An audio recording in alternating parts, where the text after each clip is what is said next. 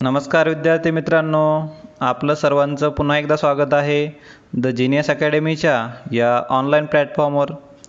मित्रांनो, आजच्या या व्हिडिओमध्ये आपण राज्यसेवा 2024 जी काही पूर्वपरीक्षा झालेली आहे तर त्याचा क्वेश्चन पेपर आपण आज या व्हिडिओमध्ये डिस्कस करणार आहोत. ही परीक्षा जी झालेली आहे तर ती 1 डिसेंबर 2024 रोजी झालेली आहे. तर या व्हिडिओमध्ये आपण संपूर्ण 100 प्रश्नांचं विश्लेषण बघणार आहोत. त्यामुळे व्हिडिओच्या शेवटपर्यंत जोडलेले राहा, जेणेकरून तुम्हाला येणाऱ्या MPSCच्या जे काही पूर्वपरीक्षा आहेत, राज्यसेवा असेल किंवा कंबाईन ग्रुप बी किंवा ग्रुप सी असेल, तर या सर्वच परीक्षांसाठी हा व्हिडिओ नक्कीच फायदेशीर ठरेल. यासोबतच येणाऱ्या 2026 या वर्षापासून ज्या काही सरळ सेवा MPSC मार्फत घेतल्या जाणार आहेत त्यासाठी देखील हा व्हिडिओ फायदेशीर ठरेल. तर त्यामुळे हा व्हिडिओ नक्कीच तुम्ही काळजीपूर्वक बघावा आणि शेवटपर्यंत जोडलेले राहा. तर चला आपण वन बाय वन या प्रश्नांकडे जाऊयात. तर पहिला सेक्शन जर बघितला आपण तर इतिहासाचे प्रश्न आहेत पहिल्यांदा. तर इतिहासाचे पहिल्यांदा 15 प्रश्न आपण इथून वन बाय वन घेऊयात. तर बघूयात पहिला प्रश्न काय सांगत आहे इतिहासामध्ये. तर प्रश्न क्रमांक 1 सांगत आहे की टिळक स्कूल ऑफ पॉलिटिक्सची स्थापना कोणी केली. सरळ वन लाईनर प्रश्न आहे. टिळक स्कूल ऑफ पॉलिटिक्सची स्थापना कोणी केलेली आहे. तर आपल्याला याच्याबद्दल जर थोडासा इतिहास माहीत असेल तर 1920 साली लोकमान्य टिळक यांचा मृत्यू झाला. तर म्हणजे लोकमान्य टिळकांनाच एक आदरांजली म्हणून 1921 साली लाला लजपतराय यांनी काय तर टिळक स्कूल ऑफ पॉलिटिक्सची स्थापना केलेली आहे. तर 1921 साली ही स्थापना केलेली आहे. काही ठिकाणी याचा 1920 देखील असा स्थापना वर्ष दिसत आहे, परंतु गुगलवर देखील सर्च केलं तरी तुम्हाला 1921 हे वर्ष मिळून जाईल. कारण यानंतर प्रश्न जर आयोगाने विचारायचं म्हटलं तर वन लाईनरमध्ये ते हे देखील विचारू शकतात की लाला लजपतराय यांनी टिळक स्कूल ऑफ पॉलिटिक्सची स्थापना केली तर ती खालीलपैकी कोणत्या वर्षी केली. तर खाली ऑप्शन तुम्हाला 1921, 1942 असे रँडम ऑप्शन येऊ शकतात. त्यामुळे ते तुम्हाला सिलेक्ट करायचं आहे 1921. तर हा झाला पहिला प्रश्न. पर्याय क्रमांक 3 ह्याचं योग्य उत्तर राहील. तर यासोबतच तुम्ही लाला लजपतराय इतिहासामध्ये जर काही आपले महत्त्वाचे टॉपिक जर बघून ठेवले आपण तर लाला लजपतराय असेल किंवा लोकमान्य टिळक, आपले लाल बालपाल जे काही त्रिकूट होतं तर यांच्याबद्दल थोडंसं डिटेल तुम्ही थोडंसं नोट्स काढून ठेवा. लाला लजपतराय यांना पंजाबचा सिंह म्हणून देखील ओळखलं जातं. लाल बालपाल यापैकी ते लाला लजपतराय हे एक होते. तर याबद्दल थोडंसं तुम्ही ही माहिती काढून ठेवा. नंतर पुढील प्रश्नाकडे जाऊयात. प्रश्न क्रमांक 2. खालीलपैकी कोणी एल्फिन्स्टन फंडासाठी वैयक्तिक ₹25,000 रक्कम दिली होती. आता जो काही एल्फिन्स्टन फंड होता तर हा एल्फिन्स्टन फंड जो काय होता आपला तर हायर एज्युकेशनसाठी हा स्थापन करण्यात आलेला होता. हा एल्फिन्स्टन जो आहे तर हे एक बॉम्बेचा आपल्या गव्हर्नर होता, मुंबईचा गव्हर्नर होता. यानं जे काही आपल्या महाराष्ट्र किंवा भारतातील जे काही उच्च शिक्षण आहे तर त्यासाठी त्यांनी काम केलं होतं. तर त्यालाच एक म्हणजे त्याच्या नावानुसार आपण एल्फिन्स्टन फंडाची स्थापना केली होती आणि या फंडासाठी ₹25,000 एवढी रक्कम दिली होती. तर बाकीचे आपण ऑप्शन जर 4 बघितले तर असा एकमेव ऑप्शन आपल्याला दिसून येतो जगन्नाथ नाना शंकर शेठ. एवढी रक्कम, कारण त्या काळात एवढी रक्कम देण्यासाठी एकच माणूस एवढी त्या माणसाकडे काबिलियत होती, तर तो होता जगन्नाथ नाना शंकर शेठ. त्यानुसार पर्याय क्रमांक 3 इथं योग्य उत्तर मिळेल. तर प्रश्न क्रमांक 2चा आहे पर्याय क्रमांक 3 जगन्नाथ नाना शंकर शेठ. तर पुढील प्रश्नाकडे जाऊयात. प्रश्न क्रमांक 3 बघूयात. हा देखील वन लाईनर प्रश्न आहेत. यावर्षी जर बघितलं आपण तर बऱ्यापैकी कंटेंट हा वन लाईनरमध्येच विचारलेला होता आणि जेणेकरून म्हणजे त्यामुळेच कदाचित यावर्षीचा कट ऑफ हा जास्त लागलेला असावा. जवळपास 117.5 एवढा कट ऑफ लागलेला होता. तर अशा वन लाईनरनं नक्कीच कट ऑफ वाढण्यास तिथं फायदा होतो. तर प्रश्न क्रमांक 3 बघूयात. सविनय कायदेभंग चळवळीत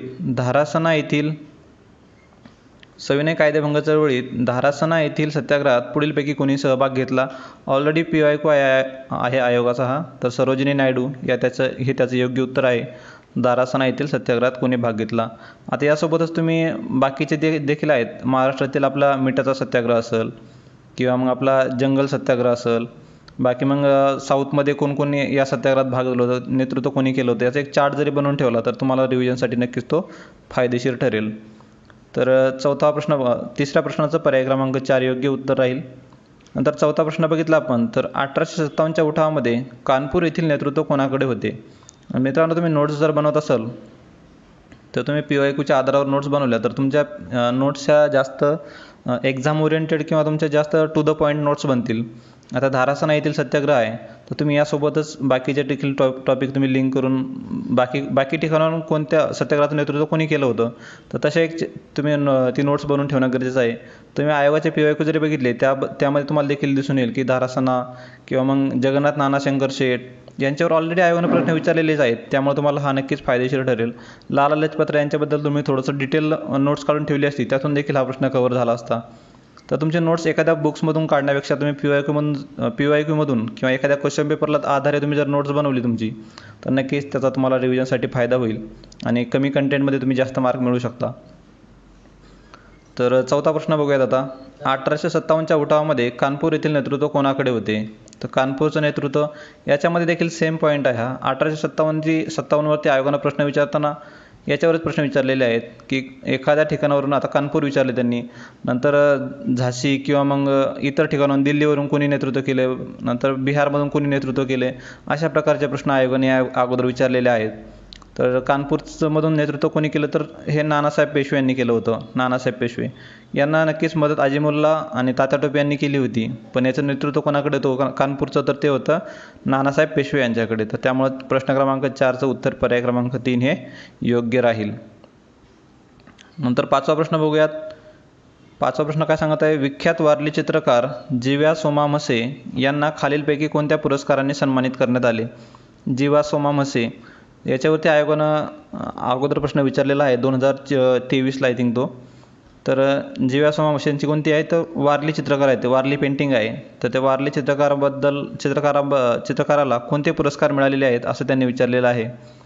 आता याच्यामध्ये तुम्हाला माहिती असेल तर ठीकच आहे, अन्यथा आपण ऑप्शनवरून जर बघितलं तर national award for tribal arts हा त्यांना मिळालेलाच आहे. नंतर एक तुम्ही ऑब्झर्व केला असेल, ज्यांना काही पुरस्कार मिळालेले आहेत पद्मभूषण आणि पद्मश्रीमध्ये, तर शक्यतो अगोदर पद्मश्री दिला जातो आणि त्यानंतरच पद्मभूषण दिला जातो, नंतर पद्मविभूषण दिला जातो. तर डायरेक्ट पद्मभूषण मिळाले असे खूप कमी लोक असतील. तर पर्यायामध्ये AB जर बघितलं आपण तर कुठंच दिसणार नाही आपल्याला AB. त्यामुळं ए आपण कट करून टाकला, कारण बी मिळाल्यानंतरच ए मिळेल त्याला. तर त्यानुसार जरी आपण बघितलं तरी आपल्याला BCD हे उत्तर मिळालं असतं, कारण D तर आपल्याला घेऊन जायचं आहे, कारण ट्रायबल आर्टसाठी त्याला पुरस्कार मिळाला आहे. नावानुसार देखील आपण त्याच्यावर जाऊ शकतो. तर BCD हे त्याचं योग्य उत्तर राहील. तर पाचचा पर्याय क्रमांक 3 म्हणजेच पद्मश्री, शिल्पगुरू आणि national award for tribal arts. पाचव्याचा आहे पर्याय क्रमांक 3 इथे योग्य उत्तर. नंतर सहावा प्रश्न बघूयात. हा देखील PYQ आयोगाचा, या अगोदर देखील आयोगानं हा विचारलेला आहे. सिमुक हा डॅश डॅश घराण्याचा संस्थापक होता. तर सिमुक हा कोणत्या सातवाहन घराण्याचा संस्थापक होता. असेच इतर घराण्याचे संस्थापक तुम्ही करून ठेवा, पण शक्यतो सातवाहन घराण्यावरच आयोगाचा जास्त भर राहिलेला आहे. तर प्रश्न क्रमांक 6चा आहे पर्याय क्रमांक 1 योग्य उत्तर. नंतर सातवा प्रश्न बघूयात. अहमदाबादमधील गिरणी कामगारांच्या लढ्यात महात्मा गांधी यांच्यासोबत असलेल्या प्रमुख महिला सहकारी कोण होत्या? तर अहमदाबादमध्ये जे काही गिरणी कामगारांसाठी महात्मा गांधीजींनी लढा दिला होता, तर त्यांच्या सोबतीला प्रमुख महिला सहकारी कोण म्हणून होत्या, तर त्या अनुसया साराभाई ह्या होत्या. तर पर्याय क्रमांक 2 इथं योग्य उत्तर मिळेल. पुढील प्रश्नाकडे जाऊयात. 8वा प्रश्न. चुकीच्या जोड्या ओळखा. अब्दुल समद, तख्ते ताऊस, राजपुत्र आजमशाह, बीबी का मकबरा.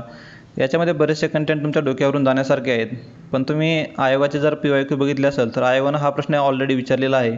बीबी का मकबरा हा कोणाच्या प्रित्यर्थ किंवा स्मारक म्हणून बांधलेला आहे, तर दिलारुस बानू बेगम यांच्यासाठी तो बांधलेला आहे. समजा तुम्हाला D जरी माहीत असेल बरोबर आहे, तर चुकीचा विचारलं त्यांनी, तर D नक्कीच चुकीचा नाही आहे. त्यामुळे D इलिमिनेट करा. D इलिमिनेट, इथं D आहे इलिमिनेट, इथं पण D आहे इलिमिनेट. तर तुमच्याकडे फक्त पर्याय क्रमांक 1 हा शिल्लक राहील आणि फक्त C हे त्याचं योग्य उत्तर आहे. तर असं एक जरी तुम्हाला शुअर शॉट माहीत असेल तर त्या ठिकाणी तुम्हाला एलिमिनेशनसाठी नक्की त्याचा फायदा होतो. तर अशा ट्रिक्स तुम्ही नक्कीच डेव्हलप केल्या पाहिजेत. या अशा प्रकारच्या ट्रिक्स ज्या आहेत तर तुम्हाला सर्व एकाच व्हिडिओमध्ये कव्हर करून एक व्हिडिओ बनवलेला आहे बघा, MCQ सोडवण्याच्या सायंटिफिक मेथड म्हणून. तर त्याचा एक व्हिडिओ आपल्या यूट्यूब चॅनलवर अवेलेबल आहे, तो देखील तुम्ही नक्कीच फॉलो करू शकता. जे प्रश्न तुम्हाला माहीत नसतील किंवा ज्याचे उत्तर तुम्हाला कन्फ्युजन होत आहे, तो प्रश्न देखील तुम्ही कसा अटेम्प्ट करायचा, तर त्यासाठी तो व्हिडिओ नक्कीच फायदेशीर ठरेल. खाली डिस्क्रिप्शन बॉक्समध्ये या व्हिडिओच्या मी लिंक दिलेली आहे, तिथून तुम्ही तो व्हिडिओ नक्कीच बघू शकता. यासोबतच अशाच काही ट्रिक्स आहेत तर त्या मी टेलिग्राम चॅनलवर आपल्या शेअर करत असतो, त्याची लिंक देखील खाली दिलेली आहे. यासोबतच महत्त्वाच्या काही PDF वगैरे असेल तर त्या देखील आपण टेलिग्रामवर शेअर करत असतो. तुमचे काही डाऊट्स असतील त्या देखील तिथे तुम्हाला कमेंट करता येतात, तर त्यासाठी देखील तुम्ही टेलिग्राम चॅनल आपलं नक्कीच जॉईन करा. तर खाली डिस्क्रिप्शनमध्ये दोन्ही एक व्हिडिओ आणि टेलिग्रामची लिंक दिलेली आहे, तिथून तुम्ही ते जॉईन करू शकता. तर पुढील प्रश्न बघूयात आता. 9वा प्रश्न. कोठारी कमिशनच्या शिफारशीवर आधारित 1968च्या राष्ट्रीय शैक्षणिक धोरणाची मुख्य सूत्रे कोणती होती? तर 1968चा शैक्षणिक धोरण आहे.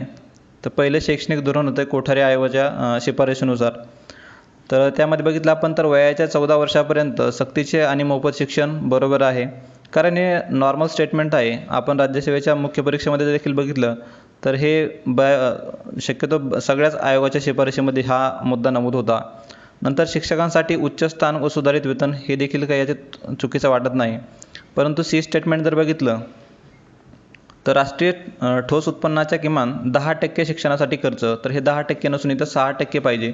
तर ह्या टक्केवारीमध्ये चुकवलेलं आहे, त्यामुळे सी विधान चुकीचं आहे. ए आणि बी हे विधान बरोबर आहेत, म्हणजेच पर्याय क्रमांक आपल्याला 1 उत्तर बरोबर मिळेल. तर 9व्याचा आहे पर्याय क्रमांक 1. आता कोठारी आयोगाच्या इतर शिफारशीमध्ये इतर प्रश्नामध्ये काय विचारलं जाऊ शकतं, तर कोठारी आयोगाचं वर्ष विचारलं जाऊ शकतं तुम्हाला. ते 1968 या वर्षी त्यांनी शिफारशी केल्या होत्या आणि 6% त्यांनी खर्च अपेक्षित आहे असं सांगितलं होतं. यासोबतच यांनी एक फॉर्म्युला सांगितला होता 10+2+3, तर तो फॉर्म्युला देखील आपल्याला आयोगाकडून विचारला जाऊ शकतो. तर 9व्याचा आहे पर्याय क्रमांक 1 इथं योग्य उत्तर. ए आणि बी हे विधान योग्य आहेत, सी विधान हे चुकीचं आहे. नंतर 10वा प्रश्न बघूयात. सुलतानशाहीच्या शासनकाळात खालीलपैकी कोणता कर अनुक्रमे हिंदू आणि मुस्लिम जमीनदाराकडून घेतला जात असे? सुलतानशाहीच्या काळात कोणता कर लावला जात होता? तर बऱ्यापैकी आपल्याला जिजिया करामध्ये कन्फ्युजन होऊ शकतं, पण जिजिया हा कर सामान्य जनतेकडून वसूल केला जात होता, पण इथं आपल्याला जमीनदारांकडून विचारलेला आहे. त्यामुळे जमीनदारांकडून विचारलं असल्यामुळे खिराज आणि जकात ही त्याची योग्य उत्तरे आहेत.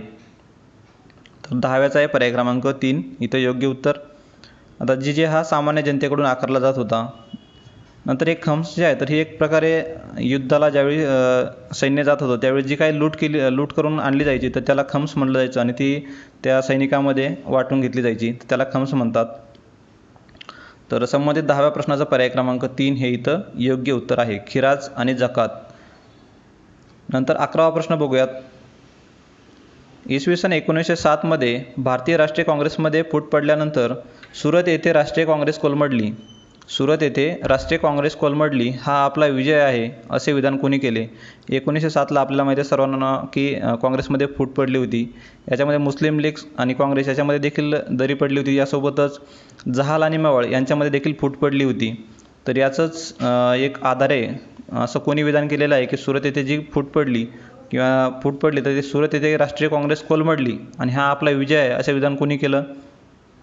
तर याच्यामध्ये इलिमिनेशनसाठी आपल्याला एक माहितीसाठी आपण बघितलं तर लोकमान्य टिळक तर असं म्हणू शकत नाहीत. हा असं विधान करणारा कोणीतरी आउटसायडर किंवा इंग्रजच असणार आहे. तर आपण त्यावेळेस बघितलं लॉर्ड मिंटो, तर यानं ते विधान केलेलं आहे. तर 11व्याचा आहे पर्याय क्रमांक 4. लॉर्ड मिंटो जो काय होता आपला इथं व्हाईसरॉय होता तो लॉर्ड मिंटो, आणि यांनी आपल्या पत्राद्वारे लॉर्ड मोर्लेला त्यांनी कळवलं होतं. तर कर्जन तर याच्या अगोदरच येऊन गेलेला होता. 1905 मध्येच कर्जन गेलेला होता इथून पदावरून, त्यामुळे कर्जनचा देखील विषय नाही. तर मोर्ले मिंटोच आपल्याला माहिती आहे 1909चा कायदा आहे, त्या अनुषंगाने देखील आपण लॉजिक लावू शकत होतो. तर मिंटो इथं व्हाईसरॉय होता, तर त्याने हे विधान केलेलं होतं. तर 11व्याचा आहे पर्याय क्रमांक 4 इथं योग्य उत्तर. 12वा प्रश्न बघूयात. खालीलपैकी कोणत्या शासकाच्या कालखंडात अब्दुल रजाक या फारसी प्रवाशाने विजयनगरला भेट दिली? आता काय प्रश्न नीट पुन्हा एकदा वाचून घ्या. अब्दुल रजाक हा एक फारसी प्रवासी होता आणि त्याने आपल्या भारतातील विजयनगरला भेट दिली होती. तर ती कोणाच्या काळात दिलेली होती? तर आपला बऱ्यापैकी हा out of the box question आहे, तर आपल्याला वाचनातला नसणार आहे. तर तरी देखील आपण याला कसं सोडवायचं त्या व्हिडिओमध्ये मी खाली सांगितलेलंच आहे बघा. इथं देखील सांगतो. आपल्याला एक काहीतरी क्ल्यू देत आहे आयोग, देवराय 1 आणि देवराय 2. तर असे 1-2 प्रश्न तुम्हाला प्रत्येक क्वेश्चन पेपरमध्ये मिळून येतात.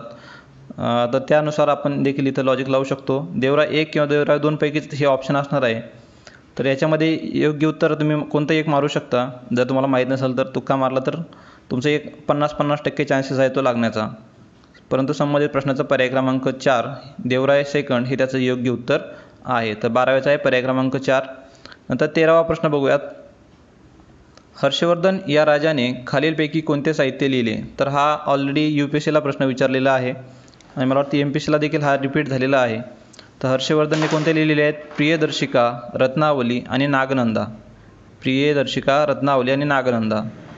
नंतर हर्षचरित जे आहे तर हर्षचरित हा त्याच्याच म्हणजे दरबारातील एका व्यक्तीने लिहिला होता. त्याचं नाव होतं बाणभट्ट. त्या बाणभट्टनं हर्षचरित लिहिलेलं आहे. हर्षचरित म्हणजे हर्षवर्धनच्या जीवनावर आधारित आहे तो हर्षचरित. तर संबंधित प्रश्नाचं हर्षवर्धननं कोणते लिहिले? तर प्रियदर्शिका, रत्नावली आणि नागनंदा. हा देखील तुमच्या नोट्समध्ये तुम्ही नक्कीच नोट करून ठेवण्यासारखा प्रश्न आहे. रिपीट होण्याचे चान्सेस आहेत.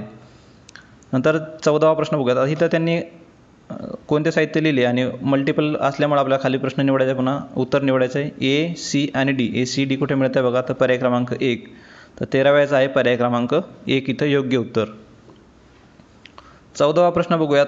नेहरू अहवालात म्हणजे 1928चा जो नेहरू अहवाल होता त्या नेहरू अहवालात खालीलपैकी कोणते उद्दिष्ट स्पष्ट करण्यात आले होते? तर नेहरू अहवालात आपलं एक डॉमिनंट स्टेटसचं टार्गेट होतं. आपल्याला तर वसाहतीचे स्वातंत्र्य मिळवणे ही त्याच्यामध्ये उद्दिष्ट ठेवण्यात आलेलं होतं. त्यामुळे 14व्याचं मिळेल पर्याय क्रमांक 1 इथं योग्य उत्तर. नंतर 15वा प्रश्न बघूयात.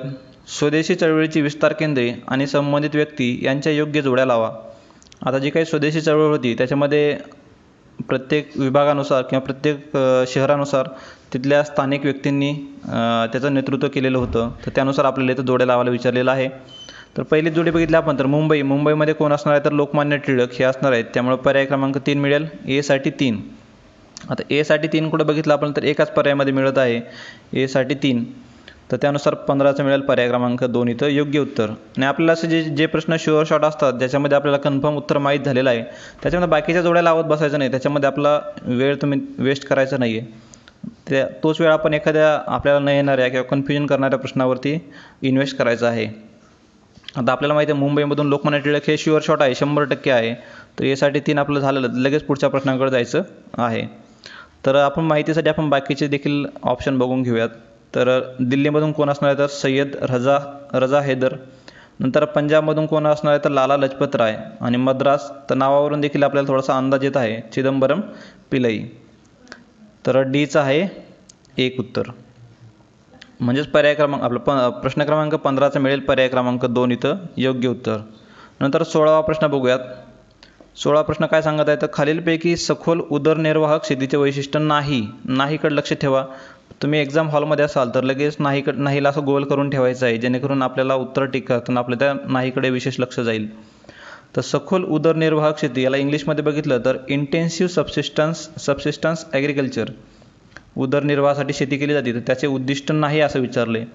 तर सखोल लागवड ठीक असू शकतं. शेतीला पशुपालनपूरक व्यवसाय असणारच आहे कारण आपला उदरनिर्वाहासाठी शेती करत आहे आपण. तर शेतीला पशुपालनपूरक व्यवसाय हे उत्तर बरोबर आहे. नंतर शेतीचा विस्तीर्ण आकार ठीक आहे. दर हेक्टरी कमाल उत्पादन ठीक आहे. आता हे शेतीचा विस्तीर्ण आकार असणार आहे का? तर हे नसणार आहे तिथं. तर शेतीचा विस्तीर्ण आकार नसणार आहे कारण उदरनिर्वाहासाठी शेती जी केली जाते तर ती थोड्या क्षेत्रावरती केली जाते. त्यामुळे शेतीचा विस्तीर्ण आकार चुकीचा आहे. सखोल लागवड बरोबर आहे. शेतीला पशुपालनपूरक हे पण बरोबर आहे. आणि दर हेक्टरी कमाल उत्पादन हे देखील बरोबर आहे. फक्त शेतीचा विस्तीर्ण आकार हे चुकीचं आहे. त्यानुसार आपल्याला नाही विचारलं त्यामुळे C नाही आहे. म्हणजे C नाही म्हणजे फक्त C. पर्याय क्रमांक 3. तर 16चा मिळेल आपल्याला पर्याय क्रमांक 3 इथं योग्य उत्तर. तर 16चा आहे पर्याय क्रमांक 3. पुढील प्रश्नाकडे जाऊयात. प्रश्न क्रमांक 17 बघूयात. खालीलपैकी कोणता नागरी वस्तीचा आकृतिबंध नाही? नागरी वस्तीचा आकृतिबंध नाही. याच्याकडे नागरी वस्तीकडे लक्ष ठेवा. बुद्धिबळाच्या पटासारखा असते याच्या नागरी वस्ती जी आहे ते अशा प्रकारे देखील असते. नंतर वर्तुळाकृती देखील असते. नंतर रेषाकृती देखील असते. अशी रेषेमध्ये घरे असू शकतात. पण विस्कळीत कसे असू शकतात? डिस्पर्स्ड. कारण शहरामध्ये नागरी वसाहतीसाठी तेवढी जागा नसते. त्यामुळे विस्कळीत असलेली वसाहती शक्यतो नागरी भागामध्ये आढळून येत नाही. त्यामुळे नाही विचारलेलं आहे. तर त्यानुसार पर्याय क्रमांक आपल्याला 3 इथं योग्य उत्तर मिळेल. तर 17व्याचा आहे पर्याय क्रमांक 3. नंतर 18वा प्रश्न बघूयात. योग्य जोड्या लावा. तर देश आणि त्याचे राष्ट्रीय उद्यान विचारलेले आहेत. देश आणि राष्ट्रीय उद्यान आपल्या भारत देशाचं एकच विचारलेलं आहे त्यांना, ते आपल्याला माहिती आहे. जिम कॉर्बेट उत्तराखंडमध्ये जिम कॉर्बेट आहे आणि आपलं पहिलं राष्ट्रीय उद्यान आहे भारतामधील ते. तर याचंच नाव बदलून दुसरं नाव ठेवलेलं होतं, ते देखील तुम्ही नाव मला कमेंट बॉक्समध्ये कमेंट करा. तर भारताचं आहे जिम कॉर्बेट. नंतर याचं आपण ऑस्ट्रेलियाचं जर बघितलं तर ऑस्ट्रेलियाचं आहे ग्रेट बॅरियर रीफ. नंतर USA जर बघितलं तर ग्रँड कॅनियन दिसेल, ग्रँड कॅनियन. आणि इक्वेडरचं आहे गालापागोस. तर बघूयात त्याप्रमाणे कोणता ऑप्शन मिळत आहे. तर ए साठी एक म्हणजे ह्याच्यात नाही आहे आणि याच्यात देखील नाही आहे. नंतर डी साठी 4, तर दोन्हीकडे डी साठी 4 आहेत. नंतर बी साठी 3 कुठे मिळत आहे तर पर्याय क्रमांक 3 मध्ये मिळत आहे. तर 18व्याचे मिळेल, त्यानुसार पर्याय क्रमांक 3 इथं योग्य उत्तर. आता हे प्रत्येक देशातील महत्त्वाचे राष्ट्रीय उद्यान आहेत, त्यामुळे हे देखील तुम्ही माहीत असले पाहिजे तुम्हाला. तर इक्वेडरमधला आहे गालापागोस आणि USA मधला आहे ग्रँड कॅनियन. तर 18व्याचा आहे पर्याय क्रमांक 3 योग्य उत्तर. 19वा प्रश्न बघूयात. हेतवणे प्रमुख जलसिंचन योजना खालीलपैकी कोणत्या जिल्ह्यात स्थित आहे? तरी कोणत्या जिल्ह्यात स्थित आहे? आउट ऑफ द बॉक्स आहे, पण मला वाटतं एका कोणत्या पुस्तकामध्ये मी ह्याला वाचलेलं आहे. तर 19 आहे पर्याय क्रमांक 4 इथं योग्य उत्तर. 19 आहे पर्याय क्रमांक 4. रायगड जिल्ह्यामध्ये हा हेतवणे प्रमुख जलसिंचन योजना अस्तित्वात आहे. तर 20वा प्रश्न बघूयात. खालीलपैकी कोणता जलजन्य खडकाचा गुणधर्म नाही? जलजन्य खडक म्हणजे कोणता? तर सेडिमेंटरी रॉक. तर सेडिमेंटरी रॉकचं एक वैशिष्ट्य असेल तर तुम्ही बघा, ते जास्त काय असे टणक नसतात, ते एकदम हार्ड नसतात, एकदम सॉफ्ट असतात ते. आणि ते एकदम त्याचं जे काय विसरण आहे विअर आउट, हे जास्त झीज लवकर होते त्याची झीज, कारण ते टणक नसल्यामुळे एकदम लवकर झीज होते त्याची. तर बघूयात 1 बाय 1 ऑप्शन बघूयात. एकाच खडकाच्या थरात अनेक आकाराचे कण संघटित झालेले असतात. बरोबर आहे, आपल्याला नाही विचारले त्यांनी. खडक अवाढव्य आकाराचे असून कठीण असतात, तर हे चुकीचं आहे. कठीण नसतात, ते एकदम सॉफ्ट असतात, मृदू असतात. नंतर पर्याय क्रमांक 3 मध्ये बघा, खडकात प्रामुख्याने जीवावशेष आढळतात, तर हे देखील बरोबर आहे, जीवावशेष आढळतात. नंतर खडक मृदू असतात, त्यामुळे त्यांची झीज लवकर होते, हे देखील बरोबर आहे. फक्त हे कठीण असतात हे चुकीचं आहे, त्यामुळे योग्य उत्तर आपल्याला मिळेल तर पर्याय क्रमांक 2 हे मिळेल, कारण त्यांनी जलजन्य खडकाचा गुणधर्म नाही विचारले. त्यानुसार आपल्याला 20चा मिळेल पर्याय क्रमांक 2. नंतर 21वा प्रश्न बघूयात. हा राज्यसेवा मुख्य परीक्षेला रिपीट झालेला प्रश्न आहे हा. भारतातील जनगणना वर्ष व मृत्यूदर यांच्या योग्य जोड्या लावा. वर्ष दिलेले आहेत आणि त्यांचे मृत्यूदर दिलेले आहेत. तर आपण एक जनरल आपलं कॉमन सेन्स लावलं तरी देखील आपण समजू शकतो, कारण जसं आपला भारत देश स्वतंत्र झाला तसा आपला मृत्यूदर कमी कमी होत आहे. कारण काय, तर आपली जी काय आरोग्य व्यवस्था आहे तर ही सुधारत चाललेली आहे, मेडिसिन अवेलेबल होत आहेत, त्यामुळं मृत्यूदराचं प्रमाण हे कमी कमी होत आहे. त्यामुळे आपण जेवढं जुनं वर्ष निवडू तर तेवढा मृत्यूदर हा जास्त असणार आहे. जेवढं समोर येणार आहे तसा मृत्यूदर कमी कमी होत जाईल. तर 1981 मध्ये बघितलं आपण तर मृत्यूदर हा 15 होता. 91 मध्ये बघितलं तर 11 होता. 2001ला 8 झाला आणि 2011ला 7 एवढा मृत्यूदर दर हजारामागे झालेला आहे. त्यानुसार आपल्याला ABCD साठी 1, 2, 3, 4 असा पर्याय मिळेल. तर 21 मिळेल पर्याय क्रमांक 1 इथं योग्य उत्तर. तर हा देखील तुम्ही तुमच्या नोटबुकमध्ये नक्कीच नोट करून ठेवण्यासारखा प्रश्न आहे. तर 22वा प्रश्न बघूयात. 22वा प्रश्न काय सांगत आहे, तर विखुरलेल्या वसाहतीची खालीलप्रमाणे वैशिष्ट्ये आहेत. विखुरलेल्या वसाहतीची खालीलप्रमाणे वैशिष्ट्ये आहेत. याचा काय, तर डोंगराळ भागात गवताळ प्रदेश विखुरलेल्या वसाहती म्हणत आहे. डोंगराळ भागात गवताळ प्रदेश, दाट जंगलाचा प्रदेश, येथे प्राकृतिक व पर्यावरणीय प्रतिकूलतेमुळे विखुरलेली वसाहती आढळते. बरोबर आहे. या वसाहतीमध्ये घरांची रचना ही एकाकी स्वरूपाची असते, म्हणजे आयसोलेटेड होम्स असतात ते. नंतर नदी, डोंगर रांगा, रस्ते, रेल्वे मार्ग इत्यादीमुळे घराचे समूह परस्परापासून दूर अंतरावर असतात. तर हे चुकीचं आहे, याच्यामुळे ते एकमेकापासून दूर नसतात. तर याच्यामध्ये विलगीकरण नक्कीच होतं, पण ते आता एखादा रेल्वे मार्ग आहे तर रेल्वे मार्गाच्या शेजारी त्यांचे घर लागलेले असतात, तर ते असे विखुरलेल्या वसाहती होत नाहीत त्या. तर सी विधान चुकीचं ठरतं. नंतर मैदानी भागात तसेच सुपीक मृदेच्या भागात भारतात या वसाहती आढळतात. तर हे देखील चुकीचं आहे. सुपीक मृदेच्या भागात ह्या वसाहती आढळतात, हे देखील चुकीचं आहे. तर आपल्याला पर्याय क्रमांक जर बघितला 22चा तर पर्याय क्रमांक 2 इथं योग्य उत्तर मिळते. फक्त ए आणि बी हे दोनच विधाने बरोबर आहेत. सी आणि डी हे विधाने चुकीची आहेत. तर 22चा आहे पर्याय क्रमांक 2 इथं योग्य उत्तर. 23वा प्रश्न बघूयात. खालीलपैकी कोणती सिंधू नदीची उपनदी नाही? सिंधू नदीची उपनदी नाही विचारले, पुन्हा नाहीकडे लक्ष ठेवा विशेष. तर सिंधू नदीची उपनदी कोणती नाही? तर मागे एका व्हिडिओमध्ये मी ट्रिक सांगितली होती बघा. त्यांचा क्रम देखील बऱ्याचदा आयोगाकडून विचारला जातो. यांचा दक्षिणेकडून उत्तरेकडे क्रम कसा आहे? तर सबेरा CJI असा क्रम सांगितला होता. सबेरा CJI. तर याच्यामध्ये सबेरा CJI म्हणजेच काय? तर इंग्लिशमध्ये आपण ते पाठ केलं होतं. सतलज, बियास, रावी, चिनाब, झेलम आणि इंदस म्हणजे आपले सिंधू. तर अशा प्रकारे क्रम आहे त्यांचा. तर सिंधू नदीची उपनदी कोणती आहे? तर याच्या उपनदी नाही कोणते विचारलं त्यांनी? तर ते सोन ही त्याची उपनदी नाही. बाकी चिनाब, बियास आणि रावी हे त्याच्या उपनद्या आहेत. तर 23 आहे पर्याय क्रमांक 3 इथं योग्य उत्तर. यांचा क्रम देखील दक्षिणेकडून उत्तरेकडे आणि उत्तरेकडून दक्षिणेकडे आपण पाठ करून ठेवणं गरजेचं आहे. तर 23 आहे पर्याय क्रमांक 3 इथं योग्य उत्तर. 24वा प्रश्न बघूयात. महाराष्ट्रात कोणत्या प्रकारच्या जलप्रणाली आढळतात? तर याच्यामध्ये सर्वच प्रकारच्या जलप्रणाली आढळून येणार आहेत. वृक्षाकार, समांतर, अनिश्चित आणि जाळीदार. त्यामुळे वरील सर्व ही त्याची योग्य उत्तरे असणार आहेत. तर 24 आहे पर्याय क्रमांक 4 इथं योग्य उत्तर. 25वा प्रश्न बघूयात. खालील विधानांचा विचार करून योग्य पर्याय निवडा. तर करूयात विचार खालील पर्यायांचा. 25वा प्रश्न काय सांगत आहे? तर सन 2011च्या अंतिम जनगणनेनुसार महाराष्ट्रात लोकसंख्येची सर्वात जास्त घनता मुंबई उपनगर या जिल्ह्याची होती. तर आपण आपल्या ट्रिकमध्ये देखील ते पाठ करून ठेवलेले आहे बघा. नगर शहर ठप्प केले. तर पहिला नगर म्हणजे कोणता आहे? तर ते मुंबई उपनगर आहे. त्यानुसार पर्याय क्रमांक ए विधान हे बरोबर आहे. नगर नंतर शहरचं, मुंबई शहरचा क्रमांक लागतो घनतेमध्ये, नंतर ठाणे आणि पुणे, नंतर कोल्हापूर. आणि विधान ब काय सांगत आहे? तर सन 2011च्या अंतिम जनगणनेनुसार महाराष्ट्रात लोकसंख्येच्या घनतेत कोल्हापूर जिल्ह्याचा 5वा क्रमांक आहे. तर हे देखील बरोबर आहे. नगर, शहर, ठाणे, पुणे आणि केले म्हणजे कोल्हापूर. तर कोल्हापूरचा 5वा क्रमांक लागतो. त्यामुळे ए आणि बी ही दोन्ही विधाने बरोबर आहेत. तर पर्याय क्रमांक आपल्याला मिळेल दोन्ही विधाने बरोबर आहेत. पर्याय क्रमांक 4. तर 25वा आहे पर्याय क्रमांक 4 योग्य उत्तर. 26वा प्रश्न बघूयात आता. 26वा. खालीलपैकी कोणते विधान चुकीचे आहे? अरबी समुद्रात लक्षद्वीप बेट समूह आहे, बरोबर आहे.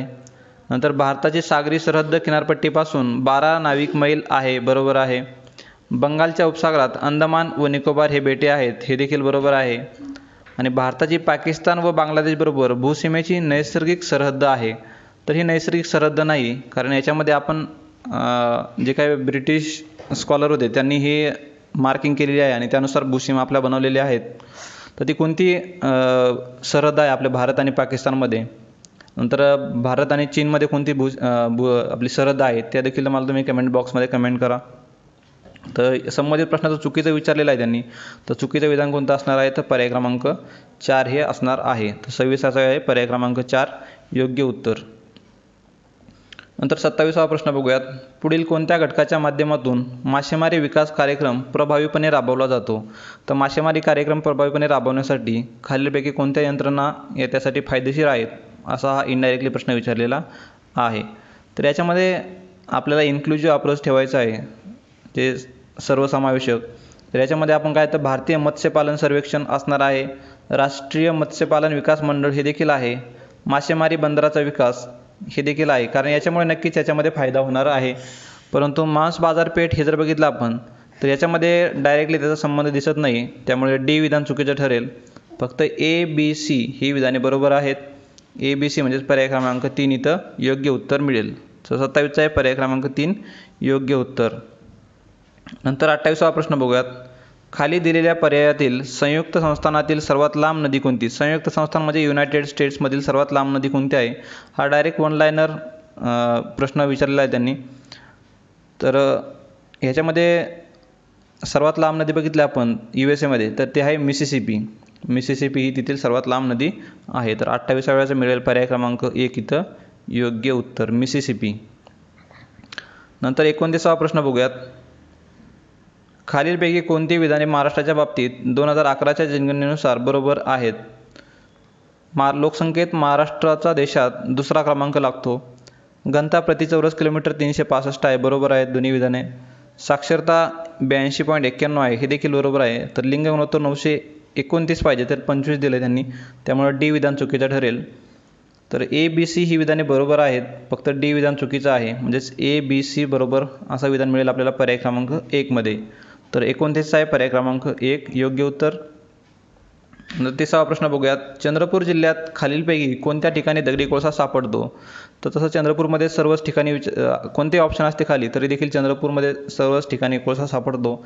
फक्त इथं बघितलं आपण तर बांदर चंद्रपूरमधील ठिकाण आहे. घुग्गुस, हे घुग्गुस पाहिजे, घुग्गुस लिहिलं त्यांनी. तेलवासा आणि वणी बघितलं तर हे यवतमाळमधील वणी आहे, त्यामुळे डी विधान चुकीचं आहे. फक्त ए बी सी ही विधाने बरोबर आहेत, त्यानुसार पर्याय क्रमांक 1 योग्य उत्तर मिळेल. तर 30चा आहे पर्याय क्रमांक 1 योग्य उत्तर. 31वा प्रश्न बघूयात आता. हवामान बदल ही नैसर्गिक आणि सतत प्रक्रिया आहे, या कल्पनेला कोणता भूवैज्ञानिक पुरावा समर्थन देतो? आता इंग्लिशमध्ये बघितलं आपण थोडंसं तर which geological evidence supports the notion that climate change is natural and continuous process. तर आपण बघितलं त्याच्यामध्ये उच्च उंचीवरील झाडामध्ये वलय, म्हणजे जे काय आपल्या ट्री रिंग्स आहेत त्याच्यामध्ये अशा रिंग्स आढळून येतात बघ झाडामध्ये. म्हणजे प्रत्येक वर्षी एक रिंग वाढत जाते असं एक शास्त्रज्ञांचा अनुमान आहे त्याच्यामध्ये. त्यानुसार देखील आपण झाडामध्ये म्हणजे पाण्याची कमतरता असेल तर त्या रिंगमध्ये फरक दिसतो. ज्या वर्षी जास्त पाऊस असेल तर त्या रिंगमध्ये मग कमी जास्त प्रमाणात दिसून येते. तर ते झाडांचं वलय ह्याचा देखील आपण एक आधारे किंवा एक पुरावा म्हणून ह्या हवामान बदलासाठी गृहीत धरतो. नंतर हिमनदीची प्रगती आणि माघार. हिमनदी तलावामध्ये गाळ साठतो, हे देखील बरोबर आहेत. म्हणजे वरीलपैकी सर्व ही विधाने पुरावा म्हणून समर्थन देतात. तर 31चा मिळेल पर्याय क्रमांक 4 योग्य उत्तर. 32वा प्रश्न बघूयात. खालील विधानांचा विचार करा. निम्न अक्षरवृत्तांच्या मानाने उच्च अक्षरवृत्तामध्ये सर्वसाधारणपणे मोठ्या प्रमाणात जैवविविधता असते. आता निम्न अक्षरवृत्त आणि उच्च अक्षरवृत्त म्हणजेच काय, तर अशी जी पृथ्वी आहे आपली, हा आपला विषुववृत्त आहे, याच्यामध्ये 0 आहे. तर इथून हे 0मधून वाढत जाणार आहेत. इथं काय 90पर्यंत असणार आहेत. म्हणजे उच्च अक्षरवृत्त आपलं असणार आहे पोलवरती, ध्रुवावरती, आणि निम्न अक्षरवृत्त कुठं असणार आहे तर आपल्या विषुववृत्तावरती. आणि आपल्याला माहिती आहे की आपली जी काही जास्त डायव्हर्सिटी आहे, बायोडायव्हर्सिटी, ते आपल्या ह्या पट्ट्यामध्ये दिसून येते. तर त्यानुसार देखील आपण या प्रश्नाला सामोरे जाऊ शकतो. तर निम्न अक्षरवृत्ताच्या मानाने उच्च अक्षरवृत्तामध्ये सर्वसाधारणपणे मोठ्या प्रमाणात जैवविविधता असते, तर हे चुकीचं आहे. तर हे उलट केलं आहे त्यांनी विधान. तर हे निम्न अक्षरवृत्तामध्येच काय असते, सर्वसाधारणपणे मोठ्या प्रमाणात काय असते, इथं जैवविविधता असते. नंतर पर्वतीय उतारावर उच्च उंचीपेक्षा निम्न उंचीवर सर्वसाधारणपणे जैवविविधता मोठ्या प्रमाणावर असते. आता एखादा डोंगर आहे बघा, तर असा डोंगरावरती बघितला आपण तर इथल्या उंचीपेक्षा ह्या अशी दरी आहे, तर इथं खालील कमी उंचीवर जास्त जैवविविधता असते. काय पाण्याचं प्रमाण असेल किंवा उष्णता असेल, तर बऱ्यापैकी घटक हे तुम्हाला कमी उंचीवर दिसून येतात. त्यामुळे बी विधान हे बरोबर आहे, ए विधान चुकीचं ठरेल. त्यानुसार बघितलं आपण तर बरोबर आहे विचारले त्यांनी, तर फक्त बी हे विधान बरोबर आहे. तर 32चा मिळेल पर्याय क्रमांक 2 इथे योग्य उत्तर. 33वा प्रश्न बघूयात आता. भारत सरकारने हवेच्या गुणवत्तेचे मूल्यांकन, हवेचा अंदाज यावरील संशोधनासाठी एक सफर नावाची स्थापना केलेली आहे संस्था. या सफरचा फुल फॉर्म काय आहे, तर system of air quality weather forecasting and research. हा फुल फॉर्म देखील आपल्याला पुन्हा विचारला जाऊ शकतो. तरी या सफरची स्थापना कुठं तर 4 शहरामध्ये केलेली आहे, आणि ती खालीलपैकी कोणत्या 4 शहरामध्ये केलेली आहे असं त्यांनी विचारलेलं आहे. तर हा एक करंट बेस्ड क्वेश्चन देखील आहे.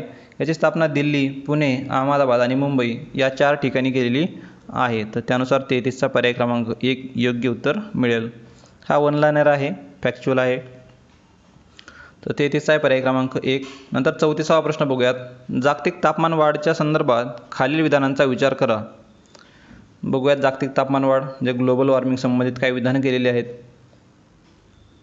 तांदळाच्या लागवडीबरोबर अवायुजीवी म्हणजे अनएरोबिक मिथेनचे उत्सर्जन होते, बरोबर आहे. जेव्हा नायट्रोजन आधारित खतांचा वापर केला जातो तेव्हा मृदेत नायट्रस ऑक्साईडचे उत्सर्जन होते. तर ए बरोबर आहे, मिथेनचे उत्सर्जन होते. पण जेव्हा नायट्रोजन आधारित खतांचा वापर केला जातो नायट्रस ऑक्साईडचे उत्सर्जन होते, तर हे विधान चुकीचं आहे. तर आपल्याला त्यांनी विचारलेलं आहे बरोबर, तर फक्त ए विधान बरोबर आहे. तर 34चा मिळेल पर्याय क्रमांक 1 योग्य उत्तर. नंतर 35वा प्रश्न बघूयात. परऑक्सी ॲसेटिल नायट्रेट खालील परस्पर क्रियेच्या परिणामी तयार होतो. तर परऑक्सी ॲसेटिल नायट्रेट कशाने तयार होतो असं त्यांनी विचारलेलं आहे. तर ते आहे आपल्या नायट्रोजन ऑक्साईड आणि hydrocarbons. Nitrogen oxide NO plus आपले काय जे हायड्रोकार्बन्स आहेत, हायड्रोकार्बन्सनं तो काय तयार होतो आपला परऑक्सी ॲसेटिल नायट्रेट. तर 35 मिळेल पर्याय क्रमांक 3 इथं योग्य उत्तर. नंतर 36वा प्रश्न बघूयात. ऊर्जेच्या निर्मितीमध्ये पर्यावरणाच्या ऱ्हासापेक्षा डॅश डॅश या विकासाला जास्त प्राधान्य दिले जाते. आता वरील 2 प्रश्न जर बघितले मित्रांनो, थोडेसे आउट ऑफ द बॉक्स आहेत किंवा तुम्ही पाठ करून असे लक्षात ठेवाल किंवा अभ्यास करून तुम्हाला सोडवले जाल याची काही शाश्वती नाही आहे. त्यामुळे या 1-2 प्रश्नांकडे तुम्ही जास्त लक्ष देऊ नका की खूपच अवघड पेपर आला. तुम्ही जे येणारे प्रश्न आहेत त्याच्याकडे जास्त लक्ष राहू द्या. जे सर्वांना येणारे प्रश्न आहेत ते आपले चुकले नाही पाहिजेत, तेव्हा आपण कुठेतरी कट ऑफ क्लिअर करण्याच्या रेसमध्ये असतो. नंतर 36वा प्रश्न बघूयात. ऊर्जेच्या निर्मितीमध्ये पर्यावरणाच्या ऱ्हासापेक्षा कोणत्या विकासाला प्राधान्य असते? तर ते मानवी विकासाला जास्त प्राधान्य असते. आता ऊर्जेच्या निर्मितीमध्ये नाही तर सगळ्याच बाकीच्या विकासापेक्षा मानवी विकासालाही जास्त प्राधान्य दिलेलं आहे. त्यामुळे 36 मिळेल पर्याय क्रमांक 1 इथं योग्य उत्तर. नंतर 37वा प्रश्न बघूयात. 12व्या पंचवार्षिक योजनेच्या उद्दिष्टांमध्ये, आता हा देखील एक तसंच out of the box question आहे, पण आपण काय लॉजिक किंवा थोडंसं कॉमन सेन्सनं गेलो तर याचं उत्तर मिळू शकतं. तर 12व्या पंचवार्षिक योजनेच्या उद्दिष्टांमध्ये किंमत वाढीचा दर किती टक्के स्थिर ठेवणे आवश्यक होते? किंमत वाढ म्हणजे आपली कोणती? तर आपला जो काही प्राईस इन्क्रीज आहे तर त्याचा पर्सेंटेज किती ठेवायचं होतं? तर ते होतं आपल्याला 4.5 ते 5, म्हणजेच 37 मिळेल पर्याय क्रमांक 1 इथं योग्य उत्तर. 4.5 ते 5% इथपर्यंत आपल्याला तो किंमत वाढीचा दर स्थिर ठेवायचा होता. तर त्यानुसार पर्याय क्रमांक 1 योग्य उत्तर मिळेल. नंतर 38वा प्रश्न बघूयात. भारतीय समस्यांचा अभ्यास करण्यासाठी 1995 मध्ये डॉक्टर आबिद हुसेन यांच्या अध्यक्षतेखाली डॅश डॅश समिती स्थापन करण्यात आली. आता मागे आपण एक बघितलं बघा, देवराया 1 आणि देवराया 2. त्यावेळी देखील मी सांगितलं होतं की असे प्रश्न जर आले तर आपल्याला काहीतरी कॉमन सेन्स किंवा एक काहीतरी आयोग ट्रिक देण्यासाठी प्रयत्न करत असते. तर तीच ट्रिक इथे आपण देखील फॉलो करायची आहे. आता ऑप्शन जर बघितलं आपल्याला, आबिद हुसेन समिती ही बऱ्यापैकी आपल्या वाचनातली आहे, आपल्याला ते काय आपल्या अभ्यासावरून देखील सुटू शकते. पण जे कोणी असे स्टुडंट्स असतील ज्यांनी वाचली असेल किंवा कन्फ्युजन होत आहे तर त्यांना ऑप्शनवरून बघा मोठे उद्योग आणि छोटे लघु उद्योग असे 2 ऑप्शन दिलेले आहेत. त्यानुसार देखील आपण म्हणजे उद्योगापैकीच असणार आहे कोणीतरी, तर हे देखील आपल्याला तिथं क्लिक झालं पाहिजे. त्यानुसार आता मोठ्या उद्योगासाठी आपण तर अशी विशेष अशी काही एखादी समिती गठीत करत नाहीत, पण ज्या स्मॉल इंडस्ट्रीज आहेत त्यासाठी आपण ही समिती गठीत केलेली होती 1995 मध्ये. तर लघु उद्योग म्हणजेच 38 मिळेल पर्याय क्रमांक 4 योग्य उत्तर.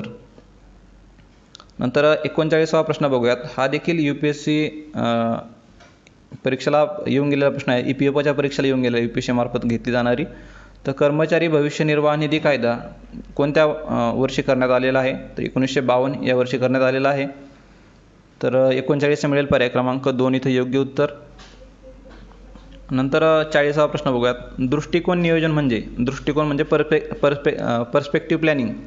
दृष्टिकोन नियोजन म्हणजे काय आहे? तर 20 ते 25 वर्षासाठी दीर्घकालीन नियोजन असू शकतं. बरोबर आहे वाटत आहे. तरी देखील आपण खालचे ऑप्शन बघूयात. दीर्घकालीन लक्ष 15, 20, 25 या वर्षाच्या कालावधीसाठी आगाऊ ठरवणे हे देखील बरोबर आहे. म्हणजे A आणि B एकमेकांना कॉम्प्लिमेंटरी ठरत आहेत, एकमेकांना पूरक आहेत. दोघांचा सांगायचा अर्थ एकच आहे, फक्त B विधान जे आहे तर ते थोडंसं आपल्याला डिटेल एक्सप्लेनेशन देत आहे. नंतर 15 ते 20 वर्षाच्या संपूर्ण कालावधीसाठी एक योजना, तर हे थोडंसं चुकीचं ठरतं. एवढा 15-20 वर्षांचा काळ आहे, पुढे येणाऱ्या घटना किंवा पुढे येणारे दिवस कसे आहेत ते आपल्याला माहीत नसताना देखील आपण एकच योजना ह्या संपूर्ण कालावधीसाठी राबवू शकत नाही. त्यामुळे C विधान चुकीचं ठरतं, ह्याला काही दृष्टिकोन नियोजन म्हणता येणार नाही. नंतर D जर बघितलं आपण तर व्यापक उद्दिष्टे आणि लक्ष 1 किंवा 2 वर्षात साध्य करणे. आता दृष्टिकोन आहे हा तर एक मोठ्या काळासाठी असला पाहिजे, 15, 20, 30 वर्षांसाठी. 1 ते 2 वर्षासाठी हे बरोबर नसणार आहे. तर D विधान चुकीचं आहे. आता A आणि B विधानापैकी निवडायचं ठरलं तर आपल्याला AB निवडले असते, पण तसा ऑप्शन नाही आपल्याला. तर एकच A किंवा B निवडावं लागेल. तर आपण याच्यामध्ये B विधान जर बघितलं तर थोडासा सेल्फ एक्सप्लेनेटरी आहे, थोडासा जास्त इलॅबोरेटिव्ह आहे. त्यानुसार आपल्याला B विधान घेऊन जायचं आहे. केवळ B हे विधान बरोबर ठरेल, म्हणजे पर्याय क्रमांक 1. 40 मिळेल पर्याय क्रमांक 1 केवळ B. नंतर पुढील प्रश्न बघूयात 41वा. स्त्रियांच्या शिक्षणामुळे प्रजनन क्षमता कमी होते कारण. आता स्त्रिया जर शिकल्या तर प्रजनन क्षमता कमी होते, कारण काय त्याचं? तर शिक्षणामुळे स्त्रियांच्या कामाच्या संधी सुधारतात. बरोबर आहे, पण याचा डायरेक्टली असा काही संबंध लागत नाही प्रजनन क्षमतेच्या कमी होण्यामध्ये. त्यानंतर शिक्षित स्त्रियांना स्वतःच्या मुलांनी शिक्षित व्हावे वाटते, बरोबर आहे, तरी देखील डायरेक्टली त्याचा संपर्क असा दिसून येत नाही. आता सी विधानामध्ये जर बघितलं, शिक्षण आणि साक्षरता स्त्रियांना गर्भनिरोधक विषयी अधिक ग्रहणक्षम बनवते. आता याचा गर्भनिरोधकाविषयी इथं दिल्यामुळे डायरेक्टली याचा काय प्रजनन क्षमतेवरती प्रजनन क्षमतेच्या कमी होण्यावर परिणाम होतो. त्यानुसार सी विधान बरोबर आहे. स्त्रियांची आर्थिक स्थिती सुधारते, हे देखील तसं इनडायरेक्टली बरोबरच आहेत सर्व, पण जे जास्त एक्झॅक्ट बरोबर वाटत आहे तर ते विधान सी हे बरोबर आहे. त्यानुसार 41 मिळेल पर्याय क्रमांक 2 योग्य उत्तर. तर 41 आहे पर्याय क्रमांक 2 योग्य उत्तर. 42वा प्रश्न बघूयात. अन्न सुरक्षामध्ये खालील अवस्थांचा समावेश होतो. प्रश्न क्रमांक 42 सांगत आहे. तर पर्याय क्रमांक ए बघितला आपण तर सर्वांना पर्याप्त मात्रेत अन्नधान्य उपलब्ध होणे. सगळे नॉर्मल स्टेटमेंट्स आहेत, जनरल स्टेटमेंट्स आहेत. आपल्या कॉमन सेन्सनुसार गेलो तरी आपल्याला हे सुटू शकतात. तर सर्वांना पर्याप्त मात्रेत अन्नधान्य उपलब्ध होणे, सर्वांना अन्नधान्य व डाळी पर्याप्त मात्रेत उपलब्ध होणे. म्हणजे बघितलं आपण एक त्यात कंटेंट वाढत आहे. भाजीपाला पर्याप्त मात्रेत, इथे याच्यामध्ये सर्वच त्यांनी दिलेले आहेत पर्याप्त मात्रेत उपलब्ध होणे. इथे थोडंसं कन्फ्युजन आहे. केवळ डी जरी घेतला आपण बरोबर तरी सर्व पर्याय याच्यामध्ये इन्क्लूड होतात. आणि पर्याय क्रमांक 4 जरी बघितलं आपण ए बी सी डी ही सर्व विधाने बरोबर आहेत, परंतु आयोगानं उत्तर देताना पर्याय क्रमांक 4 हे दिलेलं आहे. त्यामुळे आपल्याला देखील पर्याय क्रमांक 4 हेच योग्य उत्तर गृहीत धरायचं आहे. तर वरील सर्व विधाने ही बरोबर आहेत. 42 आहे पर्याय क्रमांक 4. 43वा प्रश्न बघूयात. गुन्नर मिर्डल यांच्या मते आर्थिक विकासात सरकारची भूमिका पुढील प्रमाणे असावी. गुन्नर मिर्डल जे काही एक शास्त्रज्ञ आहेत तर त्यांच्या म्हणण्यानुसार विकासामध्ये सरकारची भूमिका काय असावी. तर ह्याच्यामध्ये इंग्लिशमध्ये बघितलं आपण effecting the spread effect by neutralising backward effect. हे आपल्याला थोडंसं वाचलं तरी थोडासा एक अंदाज येऊन जाते की काहीतरी पॉझिटिव्ह सांगत आहे. तर त्यानुसार पर्याय क्रमांक 1 इथं योग्य ठरेल. तर 43 आहे पर्याय क्रमांक 1. नंतर विस्तारक neutralising spread effect by effecting the backward effect. तर हे चुकीचं वाटत आहे. स्प्रेड इफेक्ट कसा वाढवायचा, तर जे काही आपले खाजगी गुंतवणूक आहे आपल्या इकॉनॉमिकमध्ये, आपल्या अर्थव्यवस्थेमध्ये, तर त्याला काय करायचं आहे तर एक प्रोत्साहन द्यायचं आहे त्यांना. तर त्यासाठीच हा effecting the spread effect by neutralising backward effect हे विधान बरोबर ठरेल. तर 43 मिळेल पर्याय क्रमांक 1 योग्य उत्तर. नंतर 44वा प्रश्न बघूयात. पॉवर्टी गॅप इंडेक्स हा निर्देशांक खालीलपैकी कोणत्या कारणासाठी काढला जातो असे गौरव दत्त व मार्टिन ड्रायव्हलिन यांनी सांगितले आहे. आता पॉवर्टी गॅप इंडेक्सची डेफिनेशन जर बघितली आपण तरी देखील आपल्याला समजून जाईल की दारिद्र्यातून दूर करण्याकरता किती उत्पन्नातून तूट भरून काढावी लागेल. समजा आपल्याकडे दारिद्र्याची रेषा आहे, प्लीज समजा 5,000 रुपये आहे दारिद्र्याची रेषा, आणि एखाद्याचं इन्कम जे आहे तर ते 4,000 आहे. तर त्याला दारिद्र्यातून दूर करण्यासाठी आपल्याला किती लागणार आहे तर ते 1,000 रुपये त्याला द्यावे लागणार आहेत. त्या म्हणजे काय तर दारिद्र्यातून दूर करण्याकरता किती तूट भरून काढावी लागेल तर 1,000 रुपयांची तूट भरून काढावी लागेल.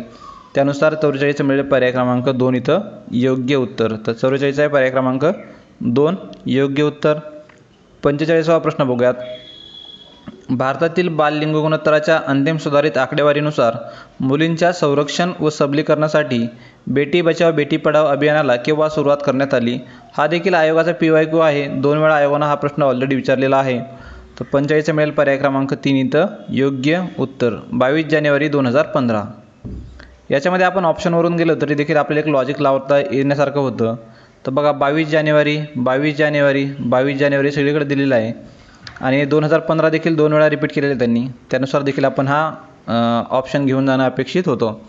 तर 45 आहे पर्याय क्रमांक 3 इथं योग्य उत्तर. नंतर 46वा प्रश्न बघूयात. सापेक्ष दारिद्र्य पुढील घटकावर अवलंबून असते. आता 2 संकल्पना आहेत, सापेक्ष आणि निरपेक्ष दारिद्र्य. तर सापेक्ष दारिद्र्य म्हणजेच काय तर रिलेटिव्ह पॉवर्टी. रिलेटिव्ह म्हणजे कोणती तर एकमेकांची तुलना केली, ए आणि बी मध्ये तुलना केली. ए मध्ये काय तर बीकडे 1,000 रुपये आहेत आणि बीकडे समजा 2,000 रुपये आहेत. तर याच्यामध्ये कोण झाला तर रिलेटिव्ह पुअर कोण झाला तर बी हा रिलेटिव्ह पॉवर्टी झाली त्याच्याकडे. तर हे झाला सापेक्ष दारिद्र्य.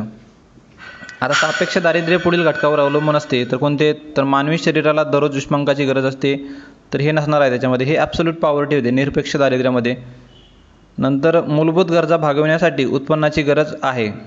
मूलभूत गरजा भागविण्यासाठी उत्पन्नाची गरज आहे. 2 उत्पन्न गटाची तुलना करून अल्प उत्पन्न गट दारिद्र्यात येतो, हे बरोबर आहे. सी विधान बरोबर आहे. 2 उत्पन्न गटाची तुलना म्हणजे ए आणि बीची तुलना केली तर हे कोणतं झालं, सापेक्ष दारिद्र्य. आवश्यक गरजा भागवता न येण्यासारखी परिस्थिती म्हणजे दारिद्र्य होय. तर हे ए बी आणि डी हे विधान कशाबद्दल आहेत, तर हे आहेत आपले निरपेक्ष दारिद्र्याच्या संकल्पनेबाबत आहेत. सापेक्ष दारिद्र्याच्या संबंधित फक्त एकच विधान बरोबर आहे, ते आहे सी, म्हणजे केवळ सी. पर्याय क्रमांक 1 इथं योग्य उत्तर मिळेल. तर 46 आहे पर्याय क्रमांक 1. नंतर 47वा प्रश्न बघूयात. हिगिन्स यांच्या मते लोकसंख्येत होणारी वाढ ही डॅश डॅश आहे. आता विकसित देशात स्वयंप्रेरित गुंतवणुकीला प्रेरक ठरू शकते, तर हेच विधान बरोबर आहे हिगिन्स यांच्या मते. तर 47 आहे पर्याय क्रमांक 3 इथं योग्य उत्तर. विकसित देशात स्वयंप्रेरित गुंतवणुकीला प्रेरक ठरू शकते म्हणजे लोकसंख्यात जी एखादे विकसित देश आहे, समजा अमेरिका आहे, अमेरिकेत लोकसंख्येत वाढ झाली तर त्यात काय होणार आहे, तर मग जे काही लोक इन्व्हेस्टमेंट करणार आहेत आपल्या देशाच्या अर्थव्यवस्थेमध्ये, तर ते म्हणजे ती एक प्रकारे प्रेरक ठरू शकते लोकसंख्या. जेवढी जास्त लोकसंख्या असेल तेवढी जास्त इन्व्हेस्टमेंट आपल्या अर्थव्यवस्थेमध्ये होईल, आपल्या म्हणजे विकसित देशाच्या. तर त्यानुसार पर्याय क्रमांक ए बरोबर आहे, म्हणजेच केवळ ए विधान, ऑप्शन क्रमांक 3. 48वा प्रश्न बघूयात. 7व्या पंचवार्षिक योजनेत सर्वाधिक वाटा डॅशला दिला गेला होता. आपल्या यूट्यूब चॅनलच्या व्हिडिओवर देखील हा एक पंचवार्षिक योजनेचा व्हिडिओ टाकलेला आहे, त्याच्यामध्ये देखील हा घटक आपल्याला रिव्हिजनमध्ये घेतला होता. तर ऊर्जा क्षेत्र याच्यामध्ये सर्वाधिक वाटा दिलेला होता 7व्या पंचवार्षिक योजनेमध्ये. तर बाकीच्या पंचवार्षिक योजना देखील आपण त्या 10 मिनिटाच्या व्हिडिओमध्ये सर्व कव्हर केलेले आहेत, तर ते देखील आपण आपल्या यूट्यूब चॅनलच्या व्हिडिओमध्ये नक्कीच बघू शकता. अर्थशास्त्र हे कुबेराची पूजा करणारे शास्त्र आहे. तर द जीनियस अकॅडमी असं सर्च केलं तर तिथे तुम्हाला सर्व व्हिडिओ मिळून जातील, तर तिथून तुम्ही हा व्हिडिओ बघू शकता पंचवार्षिक योजनेबाबत. नंतर 49वा प्रश्न बघितला आपण. अर्थशास्त्र हे कुबेराची पूजा करणारे शास्त्र आहे अशी टीका कोणी केली होती.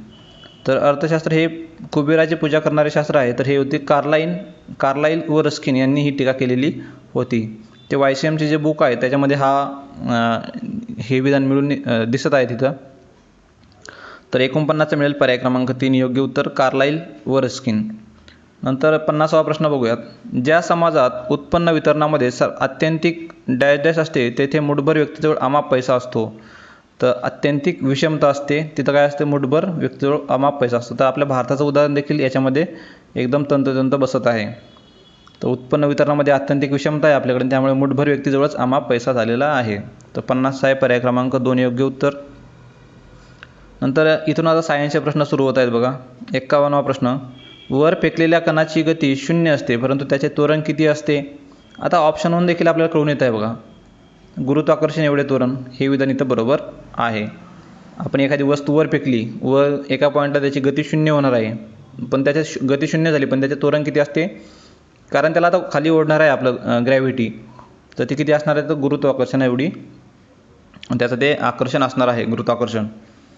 आता तुम्हाला शून्यामध्ये कन्फ्युजन व्हायलाच नव्हतं पाहिजे, कारण इथं काय 0 असते, परंतु म्हणजे काय, तर शून्याच्या विरुद्ध असणार आहे काहीतरी, अपोजिट. तर 51 आहे पर्याय क्रमांक 3 इथं योग्य उत्तर. नंतर 52वा प्रश्न बघूयात. खालीलपैकी कोठे बर्नौली समीकरणांचा उपयोग नाही.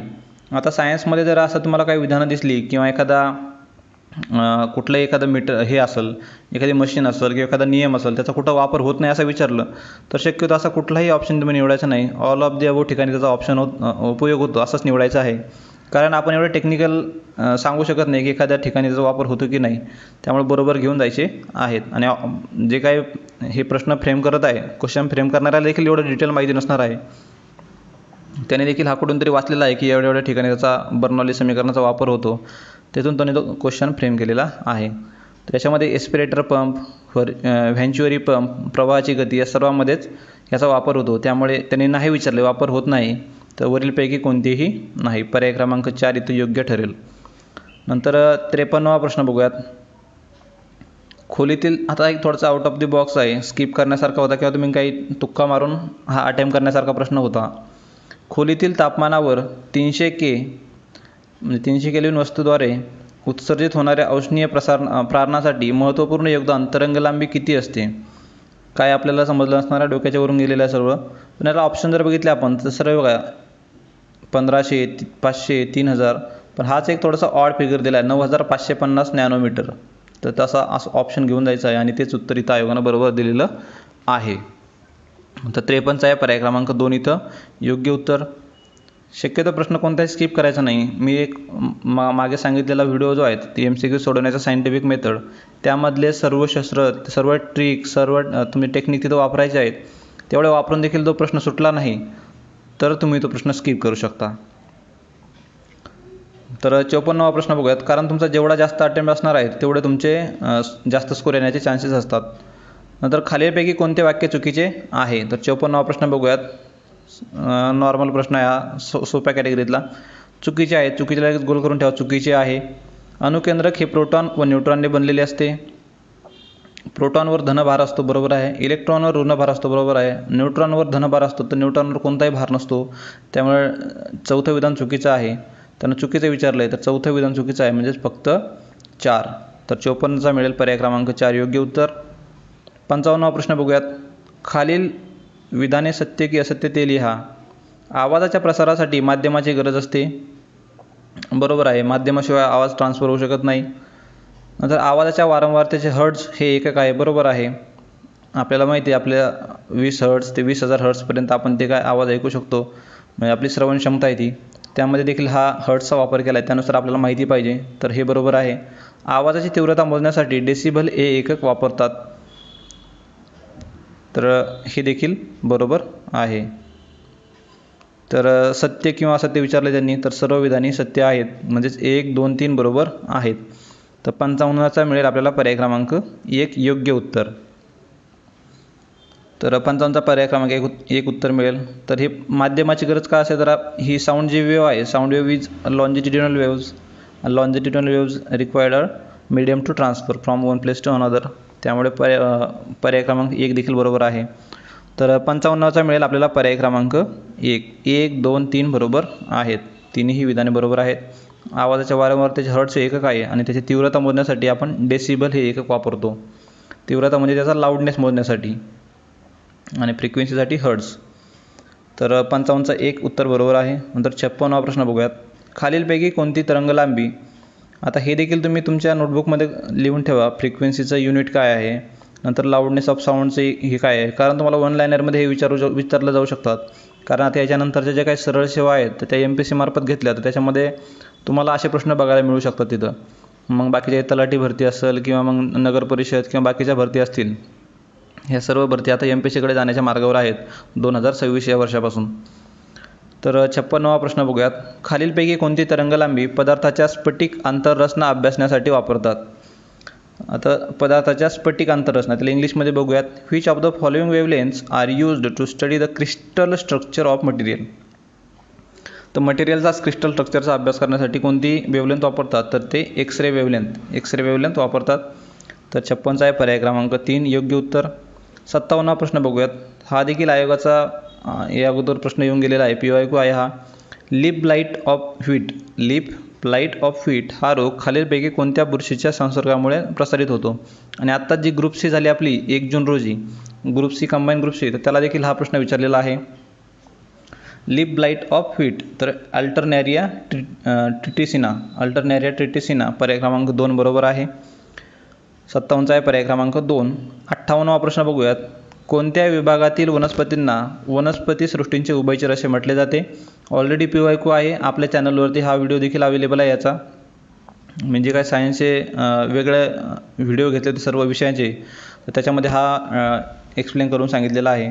तर याच्यामध्ये काय तर टेरिडोफायटा हे त्याचं योग्य उत्तर असणार आहे. तर 58चा आहे पर्याय क्रमांक काय विचारलं पुन्हा एकदा बघूयात. कोणत्या विभागातील वनस्पतींना वनस्पती सृष्टीचे उभयचर असे म्हटले आहे? तर ते आहे उभयचर, म्हणजेच ब्रायोफायटा आहे त्याचं उत्तर. इथं ब्रायोफायटा हे त्याचं योग्य उत्तर आहे. तर 58चा आहे पर्याय क्रमांक 1 योग्य उत्तर. म्हणजे थॅलोफायटा, नंतर येतो ब्रायोफायटा आणि नंतर येतो टेरिडोफायटा.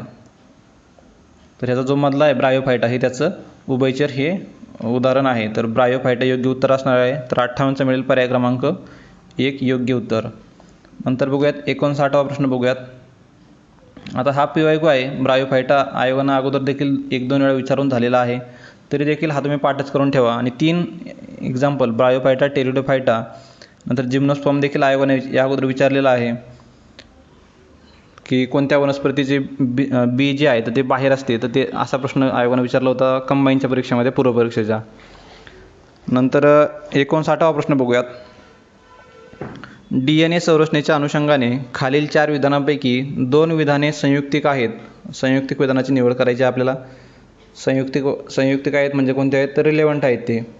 तर DNAची संरचना 2 लांब न्यूक्लियोटाइड या साखळ्यांनी बनली असून त्या एका सामान्य अक्षाभोवती गुंडाळलेल्या आहेत.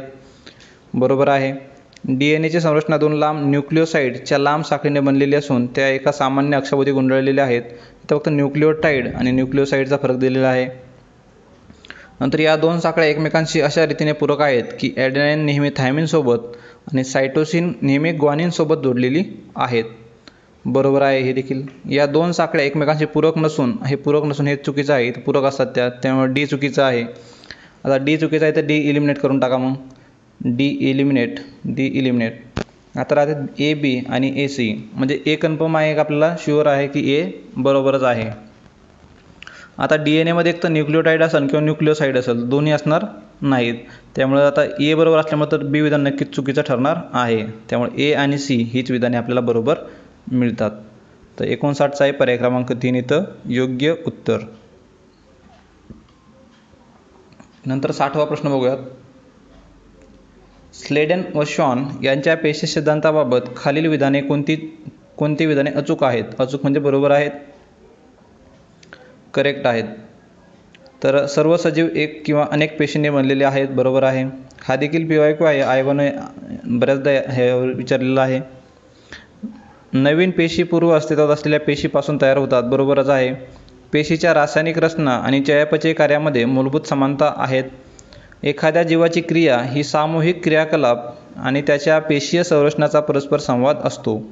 म्हणजे the activity of an organism is collective activities and interactions of its cellular structures. सर्व विधाने ही बरोबर आहेत. तर 60चा मिळेल आपल्याला पर्याय क्रमांक 4. वरीलपैकी सर्व विधाने बरोबर आहेत. नंतर 61वा प्रश्न बघूयात. खालीलपैकी कोणते प्राणी एका वर्गातील आहेत? हा आउट ऑफ द बॉक्स आहे, पण मी ज्या पद्धतीने हा सोडवला असतात तेच तुम्हाला सांगतो इथं. तर कोणते प्राणी एका वर्गातील आहेत विचारले त्यांनी. तर बघायचे कॉमन निवडायचे. टॉर्पेडो बघितला आपण, टॉर्पेडो. नंतर बघितलं आपण प्रिस्टिस, हिप्पोकॅम्प्स. हे 1 आणि 4 मध्ये सर्व विधाने ही आपल्याला कॉमन दिसत आहेत. फक्त शेवटचं विधाने वेगळे दिसत आहेत. तर याच्यामध्ये आपण काय लॉजिक लावणार आहे तर इथिओपस, ॲनाबस आणि हिप्पोकॅम्पस. तर ॲनाबस आणि ॲनाबस इथं देखील कॉमन दिसत आहे. म्हणजे पर्याय क्रमांक 4 मध्ये जर बघितलं आपण तर सर्व जे काही कॉमन आहेत ते आपल्याला फक्त पर्याय क्रमांक 4 मध्येच मिळतात. त्यानुसार 61चा पर्याय क्रमांक 4 इथं आपण उत्तर घेऊन जाणार आहेत. नंतर 62वा प्रश्न बघूयात. हेरोईन नावाचे अंमली पदार्थ तयार करण्यासाठी कोणत्या वनस्पतीचा अर्क लेटेक्स वापरला जातो? तर हे आहे खसखशीच्या झाडाचा लेटेक्स आहे, तो वापरला जातो. त्याला पॉपी प्लांट म्हणतात हेरोईन तयार करण्यासाठी. तर 62चा आहे पर्याय क्रमांक 1 योग्य उत्तर. तर 63वा प्रश्न बघूयात. हात आणि पाय यांच्यातील हाड व सांधे यांच्यातील साधारण साम्य व्यक्त करण्यासाठी खालील जोड्या जुळवा. याच्यामध्ये काहीच नाही, कॉमन सेन्स लावलं तरी आपण सांगू शकतो. म्हणजेच जसा कोपर आहे हाताचा तसा काय आपल्या पायाचा गुडघा आहे, असं एक कॉमन सेन्सनं आपल्याला सुटू शकतो. साठी 2 पास, साठी 2 कुठे मिळत आहेत तर इथंच मिळत आहे फक्त पर्याय क्रमांक 1 मध्येच, आणि तोच आपला योग्य उत्तर असणार आहे. तर खांद्याचा सांधा आहे तसा तर हिप जॉईंट आहे आपला खाली पायाजवळचा. नंतर ह्युमरस आहे तर ह्युमरससाठी काय आपला हाताचा फ्युमर आहे. तर कोपरसाठी गुडघा आहे आणि रेडिया अल्ना आहे तर तसा टिबिया फिबुला आहे. तर पर्याय क्रमांक 1 मध्ये आपले सर्व उत्तरे बरोबर मिळतात. तर 63चा आहे पर्याय क्रमांक 1 योग्य उत्तर. नंतर 64वा प्रश्न बघूयात. 64वा प्रश्न काय सांगत आहे. खालीलपैकी कोणते विधान सत्य आहे? मानवी शरीरामध्ये एकूण 208 हाडे आहेत, ते 206 हाडे आहेत त्यामुळे ए विधान चुकीचं ठरतं. मणके आणि चेहऱ्यांची हाडे ही अनियमित हाडांची उदाहरणे आहेत. बरोबर आहे, त्यांची हालचाल होत नाही जास्त अशी बाकीच्या हाडांसारखी. त्यामुळे मणके आणि चेहऱ्याची हाडे जी आहेत ही अनियमित हाडांची उदाहरणे आहेत, हे बरोबर आहे. त्या सत्य विचारले त्यांनी आपल्याला, तर फक्त ब विधान सत्य आहे. म्हणजे 64 मिळेल आपल्याला पर्याय क्रमांक 2 योग्य उत्तर. 64 आहे पर्याय क्रमांक 2. नंतर 65वा प्रश्न बघूयात. खालील विधाने विचारात घ्या. रासायनिक अभिक्रियेचा दर हा अभिक्रियाकारकांच्या संहतीच्या प्रमाणात बदलतो. बरोबर आहे. म्हणजे जसे रिॲक्टंटचा प्रपोर्शन आहे त्याप्रमाणे हा काय आपल्या केमिकल रिॲक्शनचा रेट ठरतो. नंतर अभिक्रियाकारकांची संहती वाढवली की कमी होतो. तर संहती वाढवल्या कमी होणार नाही, तर हे चुकीचं आहे. तापमान वाढवले की वाढतो, हे बरोबर आहे. तापमान वाढवलं तर केमिकल रिॲक्शनचा रेट देखील वाढतो. म्हणजे ए आणि सी ही विधाने बरोबर आहेत. तर ए आणि सी विधाने बरोबर असणारे आपल्याला पर्याय क्रमांक 3 मध्ये मिळतात. तर त्यानुसार 65चा मिळेल आपल्याला पर्याय क्रमांक 3 योग्य उत्तर. नंतर 66वा प्रश्न बघूयात. रासायनिक खतांच्या अतिवापरामुळे शेतजमिनीतील वाढलेल्या आम्लाचे उदासीनीकरण करण्यासाठी कोणते रसायन वापरतात? तर आम्लाचे उदासीनीकरण करायचं आपल्याला. तर आम्ल जास्त झालं तर आपण काय वापरतो? तर चुन्याची निवळी वापरतो. चुन्याची निवळी हा देखील आयोगानं मुख्य परीक्षा राज्यसेवेच्या मुख्य परीक्षेमध्ये प्रश्न विचारलेला आहे. तर 66 मिळेल आपल्याला पर्याय क्रमांक 3. फक्त बी हे उत्तर योग्य ठरणार आहे, चुन्याची निवळी. नंतर 67वा प्रश्न बघूयात. खालीलपैकी कोणती किंवा कोणत्या धातूची जोड्या ज्यांच्या खनिजांपासून वेगळे काढण्यासाठी सायनाइड जटिल आयनचे द्रावण वापरतात? हा थोडासा आउट ऑफ द बॉक्स आहे बघा, तुम्ही स्किप करू शकता कारण लॉजिक लागण्यासारखं इथं तसं काही दिसत नाही. पण आयोगाच्या आन्सर फायनल कीनुसार याचं योग्य उत्तर दिलेलं आहे आयोगानं. फक्त सी म्हणजेच पर्याय क्रमांक जे आहेत AU आणि AG हे त्याची योग्य उत्तरे आहेत. 67 आहे पर्याय क्रमांक 2 योग्य उत्तर. नंतर 68वा प्रश्न बघूयात. खालील रासायनिक अभिक्रिया कोणत्या प्रकारात मोडते ते ओळखा? तर 2KClO3 याचा काय झालं? 2KCl झाला आणि 3O2 झाला आणि हीट इथं रिलीज झालेली आहे. तर तसं बघायला गेलं तर याची अपघटन प्रक्रिया म्हणू शकतो आपल्याला, डिकम्पोजिशन रिॲक्शन. कारण याचं KClO3चं काय डिकम्पोजिशन झालं KCl आणि O2 मध्ये, त्यामुळे अपघटन क्रिया म्हणू शकतो याला. तर अपघटन अभिक्रिया पर्याय क्रमांक फक्त सी पर्याय क्रमांक 1 मध्ये. तर 68 आहे पर्याय क्रमांक 1 इथं योग्य उत्तर. नंतर 69वा प्रश्न बघूयात. तर सायन्समधले 3-4 प्रश्न आहेत बघा, थोडेसे आउट ऑफ द बॉक्स आहेत, काही लॉजिक लागण्यासारखे नाहीत तिथं. तेच आपण स्किप केले तर चांगले मला वाटतं 12 ते 13 प्रश्न तुम्हाला चांगले सोप्या कॅटेगरीतले प्रश्न आहेत 20 पैकी, ते तुम्हाला नक्कीच तुम्ही सोडवू शकता. खालीलपैकी कोणत्या समस्थानिकाला जड हायड्रोजन हा देखील PYQ आहे आयोगाचा? यावर्षी बरेचसे PYQ मधूनच प्रश्न आलेले आहेत. जड हायड्रोजन कोणता आहे? तर हायड्रोजन कोणता आहे? तर ड्यूटेरियम आहे. ड्यूटेरियम कशामध्ये? तर फक्त बी पर्याय क्रमांक 2. 69चा आहे पर्याय क्रमांक 2 इथं योग्य उत्तर. नंतर 70वा प्रश्न बघूया. डॅश डॅश हे तेल आणि चरबीमध्ये असंतृप्तता मोजण्यासाठी वापरतात? तर असंतृप्तता म्हणजे अनसॅच्युरेशन इन ऑइल्स अँड फॅट्समध्ये मोजण्यासाठी आयोडीन मूल्य हे याचा वापर केला जातो. तर 70चा आहे पर्याय क्रमांक 2. नंतर 71वा प्रश्न बघूयात. मुख्य माहिती आयुक्तांच्या नियुक्तीची शिफारस करणाऱ्या समितीचे खालीलपैकी आता पॉलिटीचे प्रश्न सुरू झालेले दिसून येत आहेत. मुख्य माहिती आयुक्तांच्या शिफारस करणाऱ्या समितीचे खालीलपैकी कोण सदस्य आहेत? यामध्ये जर बघितलं आपण आता तर जे काय आपला मुख्य माहिती आयुक्त आहेत यांच्या नियुक्तीमध्ये कोण असतात? तर पंतप्रधान हे त्याचे अध्यक्ष असतात समितीचे. त्यामध्ये आपले लोकसभेतील विरोधी पक्षनेता असतो, राज्यसभेतील नसतो त्याच्यामध्ये. नंतर पंतप्रधानाद्वारे नामनिर्देशित केंद्रीय कॅबिनेट मंत्री असतात, तर डी देखील त्याच्यामध्ये असतात. लोकसभेचा सभापती याच्यामध्ये नसतात. त्यामुळे ABD असा पर्याय बघा, ABD म्हणजे पर्याय क्रमांक 1 मध्ये मिळतात. तर 71चा मिळेल आपल्याला पर्याय क्रमांक 1 इथं योग्य उत्तर. नंतर 72वा प्रश्न बघूयात. तर भारताच्या राज्यघटनेतील कोणत्या कलमात भारताचे नियंत्रक आणि महालेखापरीक्षक या पदाची तरतूद केलेली आहे? कंट्रोलर अँड ऑडिटर जनरल हा तर किती वेळा रिपीट झालेला आहे? तर कलम 148 मध्ये. तर 72चा मिळेल पर्याय क्रमांक 1. नंतर 73वा प्रश्न बघूयात. केशवानंद भारती खटल्याबाबत खालील विधाने विचारात घ्या. आता थोडासा मायन्यूट लेवलला किंवा थोडासा डीप जाऊन आयोगानं प्रश्न चुकवलेला आहे किंवा आपल्याला कन्फ्युजनमध्ये टाकलेला आहे थोडंसं. सदर खटला हा भारतीय सरन्यायाधीश AN रे यांच्या नेतृत्वाखाली 13 न्यायमूर्तींच्या घटनापीठापुढे चालला. हे 13 न्यायमूर्तींच्या घटनापीठापुढे बरोबर आहे.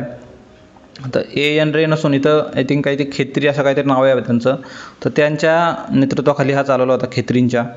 त्यामुळं ए विधान चुकीचं ठरतं. 7 विरुद्ध 6 न्यायमूर्तींच्या बहुमताने घटनापीठाने मूलभूत संरचना सिद्धांताची म्हणजे बेसिक स्ट्रक्चर डॉक्ट्रिन रूपरेषा दिली होती. बरोबर आहे. या खटल्याने गोलकनाथ प्रकरणातील निर्णय बदलला गेला होता. हे देखील बरोबर आहे. सदर खटला हा न्यायालयीन सक्रियतेचे उदाहरण आहे. न्यायालयीन सक्रियता म्हणजे काय तर ज्युडिशियल ॲक्टिव्हिजम. तर हे देखील बरोबर आहे. B.C.D. बरोबर आहेत. B.C.D. म्हणजे पर्याय क्रमांक 2. तर 73चा आहे पर्याय क्रमांक 2. नंतर 74वा प्रश्न बघूयात. भारताचा आकस्मिक निधी खालीलपैकी कोणाच्या अधिकाराखाली ठेवण्यात आला आहे? आकस्मिक निधी म्हणजे कोणता? तर कंटिंजन्सी फंड. तर कंटिंजन्सी फंड आपल्या भारताचे राष्ट्रपती जे आहेत त्यांच्या अधिकाराखाली ठेवण्यात आलेला आहे. म्हणजे जे काय आपली इमर्जन्सी असते, एखादा पूर आला, कुठं काहीतरी खूप इमर्जन्सी येऊन गेली, एखादी आपत्ती आली, तर त्या ठिकाणी जो काय आपल्याला फंड लागत असतो तो फंड कुठून आपण तर कंटिंजन्सी फंड म्हणून वापरला जातो. आणि हा कंटिंजन्सी फंड कोणाच्या अधिकाराखाली असतो? तर भारताच्या राष्ट्रपतींच्या अधिकाराखाली असतो. त्यानुसार 74चा मिळेल पर्याय क्रमांक 2 योग्य उत्तर. नंतर 75वा प्रश्न बघूयात. घटक राज्यातील आणीबाणी संदर्भातील बोम्मई खटल्याबाबत खालीलपैकी कोणती विधाने योग्य आहेत? बोम्मई खटल्याबाबत कोणती विधाने योग्य आहेत? तर बोम्मई खटल्याचा निकाल सर्वोच्च न्यायालयाने 1994 मध्ये दिला. बरोबर आहे. घटक राज्यात राष्ट्रपती राजवट आणली गेल्यास राज्यांना सर्वोच्च न्यायालयाकडे दाद मागता येऊ शकते. बरोबर आहे. सबळ कारण नसताना राष्ट्रपती राजवट आणली गेल्यास सर्वोच्च न्यायालय केंद्र सरकारचा निर्णय रद्द करू शकते. बरोबर आहे. म्हणजे विनाकारण तुम्ही राष्ट्रपती राजवट आणली तर सर्वोच्च न्यायालय त्याला रद्द देखील करू शकते केंद्र सरकारच्या निर्णयाला. नंतर घटक राज्यातील विधानसभा बरखास्त करण्याच्या आदेशाला संसदेची मान्यता घेणे आवश्यक असते. त्यांनी काय योग्य विचारलेलं आहे. तर आपण सर्वच विधाने इथं बरोबर आहेत. घटक राज्यातील विधानसभा बरखास्त करण्याच्या आदेशाला संसदेची मान्यता घेणे आवश्यक असते. त्यामुळे A, B, C आणि D सर्व विधाने बरोबर आहेत. तर असा पर्याय बघितला तर पर्याय क्रमांक 2 मिळत आहे. A, B, C, D बरोबर आहेत. योग्य विचारले की अयोग्य याच्याकडे थोडंसं लक्ष राहू देत चला, नाहीतर सर्व आपण खालचं बरोबर करतो आणि शेवटी टिक करताना कॉमन सेन्स आपला तिथं कुठेतरी बाहेर जाऊ शकतो आणि आपण ते चुकू शकतो. ते सिली मिस्टेक टाळण्यासाठी आपण थोडंसं ह्या शब्दाकडे लक्ष दिलं पाहिजे. नंतर 76वा प्रश्न बघूयात. अयोग्य जोडी ओळखा. आता 22 जुलै 1947 रोजी संविधान सभेद्वारा राष्ट्रध्वजाचा स्वीकार करण्यात आला. बरोबर आहे. 22 जुलै 1947. ह्या तारखा खूप महत्त्वाच्या आहेत. आयोगानं वारंवार विचारलेल्या आहेत. जानेवारी 24, 1950 मध्ये संविधान सभेद्वारा राष्ट्रगीताचा स्वीकार केला. हे देखील बरोबर आहे. जानेवारी 25, 1950 रोजी शासनाद्वारा राष्ट्रीय दिनदर्शिकेचा स्वीकार केला. राष्ट्रीय दिनदर्शिकाची कोणतीही आपण या रोजी स्वीकारलेली नाही आहे. त्यामुळे 3 विधान चुकीचं ठरतं. नंतर जानेवारी 26, 1950ला शासनाद्वारा राष्ट्रीय चिन्हांचा स्वीकार केला. हे देखील बरोबर आहे. 1, 2, 4 बरोबर आहेत. फक्त 3 विधान चुकीचं ठरतं. त्यामुळे 3 आपल्याला अयोग्य विचारले त्यांनी. तर अयोग्य कोणता आहे? तर 3 आहे. म्हणजेच पर्याय क्रमांक 3 आपला पर्याय असणार आहे. बरोबर. तर 76चा आहे पर्याय क्रमांक 3. नंतर 77वा प्रश्न बघूयात. भारतातील घटनादुरुस्ती संदर्भात खालील विधानांची सत्यता तपासा आणि योग्य पर्याय निवडा. तर 10वी बघूया आता योग्य पर्याय काय आहे त्याचा. तर 10व्या घटनादुरुस्तीनुसार दादरा व नगर हवेली प्रदेश भारतास जोडण्यात आले. हे बरोबर आहे. 10व्या घटनादुरुस्तीनं केलं आहे. बरोबर आहे. इथं चुकवण्यासारखं काय आहे? फक्त हा आकडा चुकवण्यासारखा आहे इथं. आणि त्यासोबत कोणत्या राज्यांचं म्हणजे जे काही युनियन टेरिटरी असतील किंवा प्रदेश असेल तर तो चुकवण्यासारखा आहे. नंतर इथं 11व्यानुसार आय थिंक हे 12व्या आहे. त्यामुळे B विधान चुकीचं ठरतं. 15व्या घटनादुरुस्तीनुसार केंद्रशासित प्रदेशामध्ये विधिमंडळाची स्थापना करण्यात आली. तर हे देखील चुकीचं ठरतं. इथं केंद्रशासित प्रदेशामध्ये विधिमंडळाची स्थापना 15व्या घटनादुरुस्तीने केलेली नाही आहे. त्यामुळे C चुकीचं ठरतं. नंतर D विधान काय सांगत आहे तर 22व्या घटनादुरुस्तीनुसार मेघालय या राज्याची निर्मिती करण्यात आली. तर हे बरोबर आहे. म्हणजे A आणि D बरोबर आहेत. A आणि D म्हणजे पर्याय क्रमांकामध्ये मिळतं आपल्याला 4 मध्ये A आणि D बरोबर आहेत. 77चा आहे पर्याय क्रमांक 4. याच्यातील तुम्हाला जे शुअर शॉट आहेत माहीत. समजा इथं काय बघितलं आपण तर प्रत्येक प्रश्न ऑप्शनमध्ये काय 2-2च दिलेले आहेत फक्त. AC, BC, BD आणि AD. म्हणजे सर्व विधाने बरोबर असणार आहेत का तर नाही. त्यातले कोणते तरी 2 बरोबर आहेत आणि 2 चुकीचे आहेत. आता पहिलं A शुअर शॉट आहे की आपल्याला 10व्या घटनादुरुस्तीनुसार दादरा आणि नगर हवेली हे प्रदेश भारतात जोडण्यात आले. तर A बरोबर आहे. म्हणजे हा एलिमिनेट होईल आणि हा देखील एलिमिनेट होईल. आता याला A सोबत C घ्यायचा की A सोबत D घ्यायचा. आता C आणि D मध्ये आपलं फक्त काय लॉजिक लावायचं आहे. तर आपल्याला माहिती आहे सर, शेवटी काय तर 22व्या घटनादुरुस्तीनं मेघालय राज्याची निर्मिती करण्यात आली होती. त्यामुळे डी विधान बरोबर आहे. तर ए आणि डी ही विधाने बरोबर आहेत. नंतर आता ह्या प्रश्नाचं मला कोणती घटनादुरुस्ती आहे की ज्या घटनादुरुस्तीने केंद्रशासित प्रदेशामध्ये विधिमंडळाची स्थापना केली, याचं उत्तर तुम्ही मला कमेंटमध्ये मेन्शन करा. नंतर 78वा प्रश्न बघूयात. केंद्रीय माहिती आयोगामध्ये एक मुख्य माहिती आयुक्त आणि जास्तीत जास्त किती माहिती आयुक्तांचा समावेश होतो? तर हे 10 माहिती आयुक्त हे नॉर्मल आहे, आपल्याला सर्वांनाच माहिती असेल. तर 78चा आहे पर्याय क्रमांक 2. नंतर 79वा प्रश्न बघूयात. भारताच्या नागरिकत्वाविषयी खालीलपैकी योग्य विधाने कोणती? आता जे आपले सिटिझनशिप आहे तर त्याच्याबाबत काही प्रश्न ऑप्शन दिलेले आहेत. भारतामध्ये एकल नागरिकत्व आहे. एकल म्हणजे कोणतं? तर सिंगल सिटिझनशिप आहे आपली. तर अमेरिकेमध्ये तसं नाही. आपण जसे महाराष्ट्राचे नागरिक आहोत, महाराष्ट्राचे पण नागरिक आणि भारताचे पण नागरिक, असं ड्युअल सिटिझनशिप आहे तिकडे अमेरिकेमध्ये. पण आपल्याकडे तसं नाही. आपण महाराष्ट्राचे नागरिक नाहीत, आपण फक्त भारताचे नागरिक आहोत. तर हे काय झालं, तर भारताचं एकल नागरिकत्व पद्धत आहे ही. नंतर बी विधान काय सांगता येईल, तर नागरिकत्व कायदा 1955 साली संमत करण्यात आला. बरोबर आहे. भारतीय राज्यघटनेच्या भाग 4 मध्ये नागरिकत्वाची तरतूद आहे. तर भाग 4 मध्ये आहे का, तर भाग 2 मध्ये त्याची तरतूद केलेली आहे. त्यामुळे सी विधान चुकीचं ठरतं. ए आणि बी बरोबर आहेत. तर पर्याय क्रमांक 3 योग्य ठरेल. तर 79चा आहे पर्याय क्रमांक 3 योग्य उत्तर. 80वा प्रश्न बघूयात. राज्यघटनेतील कोणती कलमे आपल्या देशातील निवडणूक व्यवस्थेसाठी तरतूद आहेत? PYQI हा आयोगाचा 324 ते 329 दरम्यान काय, तर निवडणूक आयोगाची तरतूद केलेली आहे. तर 80चा मिळेल पर्याय क्रमांक 2 योग्य उत्तर. 81वा प्रश्न बघूयात. भारतीय राज्यघटना धर्मनिरपेक्ष राज्य स्थापित करते म्हणजेच, आता धर्मनिरपेक्ष राज्य स्थापित करते म्हणजेच काय करते, तर राज्य रोजगाराच्या बाबतीत धर्माच्या आधारावर भेदभाव करते. तर हे चुकीचं ठरेल. राज्याने कोणत्याही विशिष्ट धर्माला अग्रक्रमाने वागणूक देण्याचे टाळले आहे. बरोबर आहे. राज्य सर्व धर्मांना समान समजते. सर्व जनतेला श्रद्धा आणि पूजा करण्याचे स्वातंत्र्य आहे. कोणत्याही अपवादाशिवाय शैक्षणिक संस्था धार्मिक शिक्षण देण्यास स्वतंत्र आहेत. कोणत्याही अपवादाशिवाय. तर हे चुकीचं ठरेल. त्यांना काही अपवाद दिलेले आहेत, काही लिमिटेशन्स आहेत त्यांना, त्यामुळे ई विधान चुकीचं ठरेल. तर त्यानुसार बघितलं आपण तर 81 आपल्याला बी, सी आणि डी विधाने बरोबर मिळत आहेत. म्हणजेच पर्याय क्रमांक 2. पर्याय क्रमांक 2 योग्य उत्तर मिळेल. 81चा आहे पर्याय क्रमांक 2. नंतर 82वा प्रश्न बघूयात. कोणत्या घटनादुरुस्ती कायद्याद्वारे दिल्लीला राष्ट्रीय राजधानी क्षेत्र म्हटलेले आहे? दिल्लीला national capital territory, NCR national capital region किंवा नॅशनल कॅपिटल टेरिटरी म्हटलेलं आहे. तर ती होती 69वी घटनादुरुस्ती कायदा. 69वी घटनादुरुस्ती कायदा 69वी घटनादुरुस्ती कायदा दिल्लीला राष्ट्रीय राजधानी क्षेत्र म्हणून घोषित केलेलं आहे. तर 82चा मिळेल आपल्याला पर्याय क्रमांक 2 योग्य उत्तर. नंतर 83वा प्रश्न बघूयात. पहिल्या लोकसभेच्या संदर्भात खालील विधाने विचारात घ्या. 25 ऑक्टोबर 1951 रोजी तर त्यांनी वरती काही विधानं दिलेली आहेत आणि खाली कोणती विधाने बरोबर आहेत असं विचारले.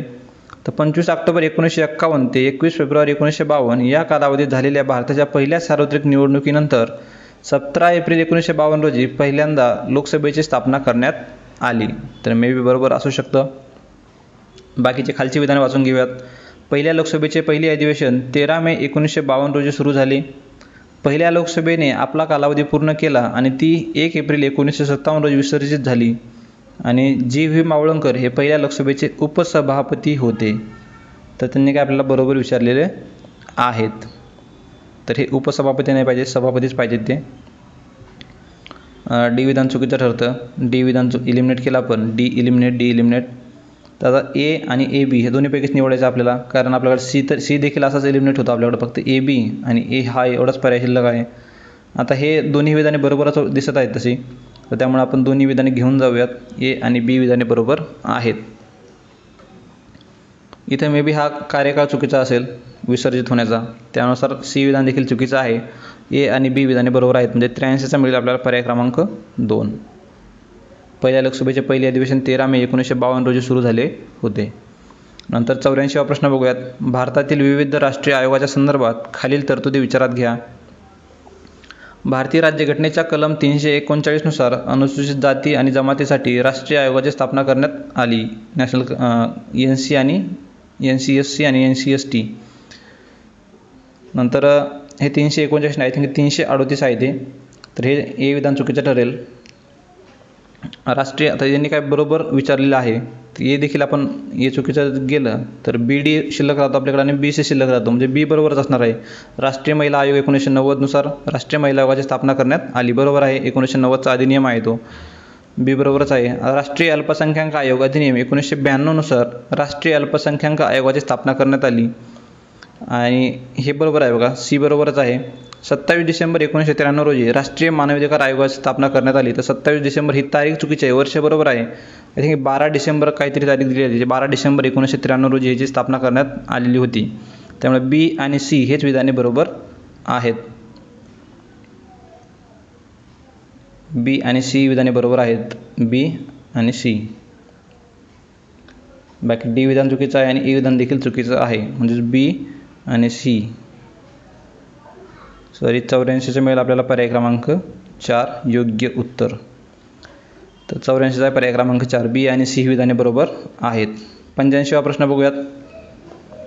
कोणते कलम उच्च न्यायालयांना मूलभूत अधिकारांच्या अंमलबजावणीसाठी निर्देश जारी करण्याचे अधिकार देते?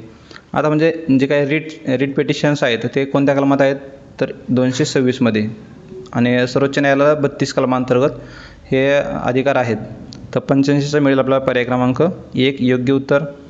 नंतर इथून आता बघा करंट अफेअरचे प्रश्न सुरू होतात. यामध्ये आपल्याला हे रिपीट होण्याचे चान्सेस नाही आहेत, पण आपल्याला प्रश्नाचे स्वरूप कसं आहे, कशा प्रकारचे प्रश्न विचारले जाऊ शकतात, तर त्यासाठी आपण फक्त हे 15 प्रश्न आपण करंट अफेअरचे पुढील बघणार आहोत. आता कर्पूरी ठाकूर हे काय, तर बिहार आपलं आय थिंक बिहारचेच हे होते, गैर काँग्रेसचे मुख्यमंत्री राहिलेले आहेत ते. तर त्यांना आताच आपला भारतरत्न दिलेला आहे, 49वा भारतरत्न पुरस्कार त्यांना देण्यात आलेला होता. तर त्याच आधारे यांनी हा प्रश्न विचारलेला आहे. आता त्यांच्याबाबत काय खरे नाही असं विचारले, नाहीकडे लक्ष राहू द्या. त्यांना जननायक म्हणून ओळखले जाते, बरोबर आहे.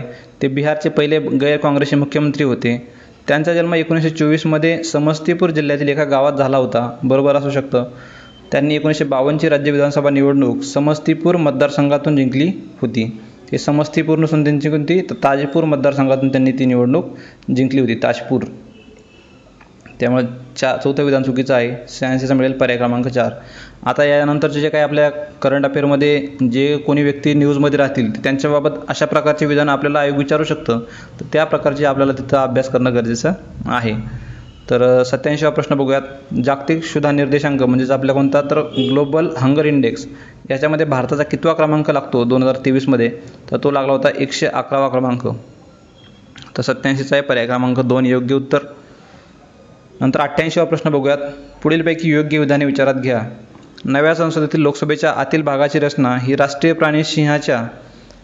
प्राणी सिंहाच्या संकल्पनेवर आधारित आहे, तर हे चुकीचं आहे. सिंहाच्या नसून ती कोणती, तर मोराच्या संकल्पनेवर आधारित आहे.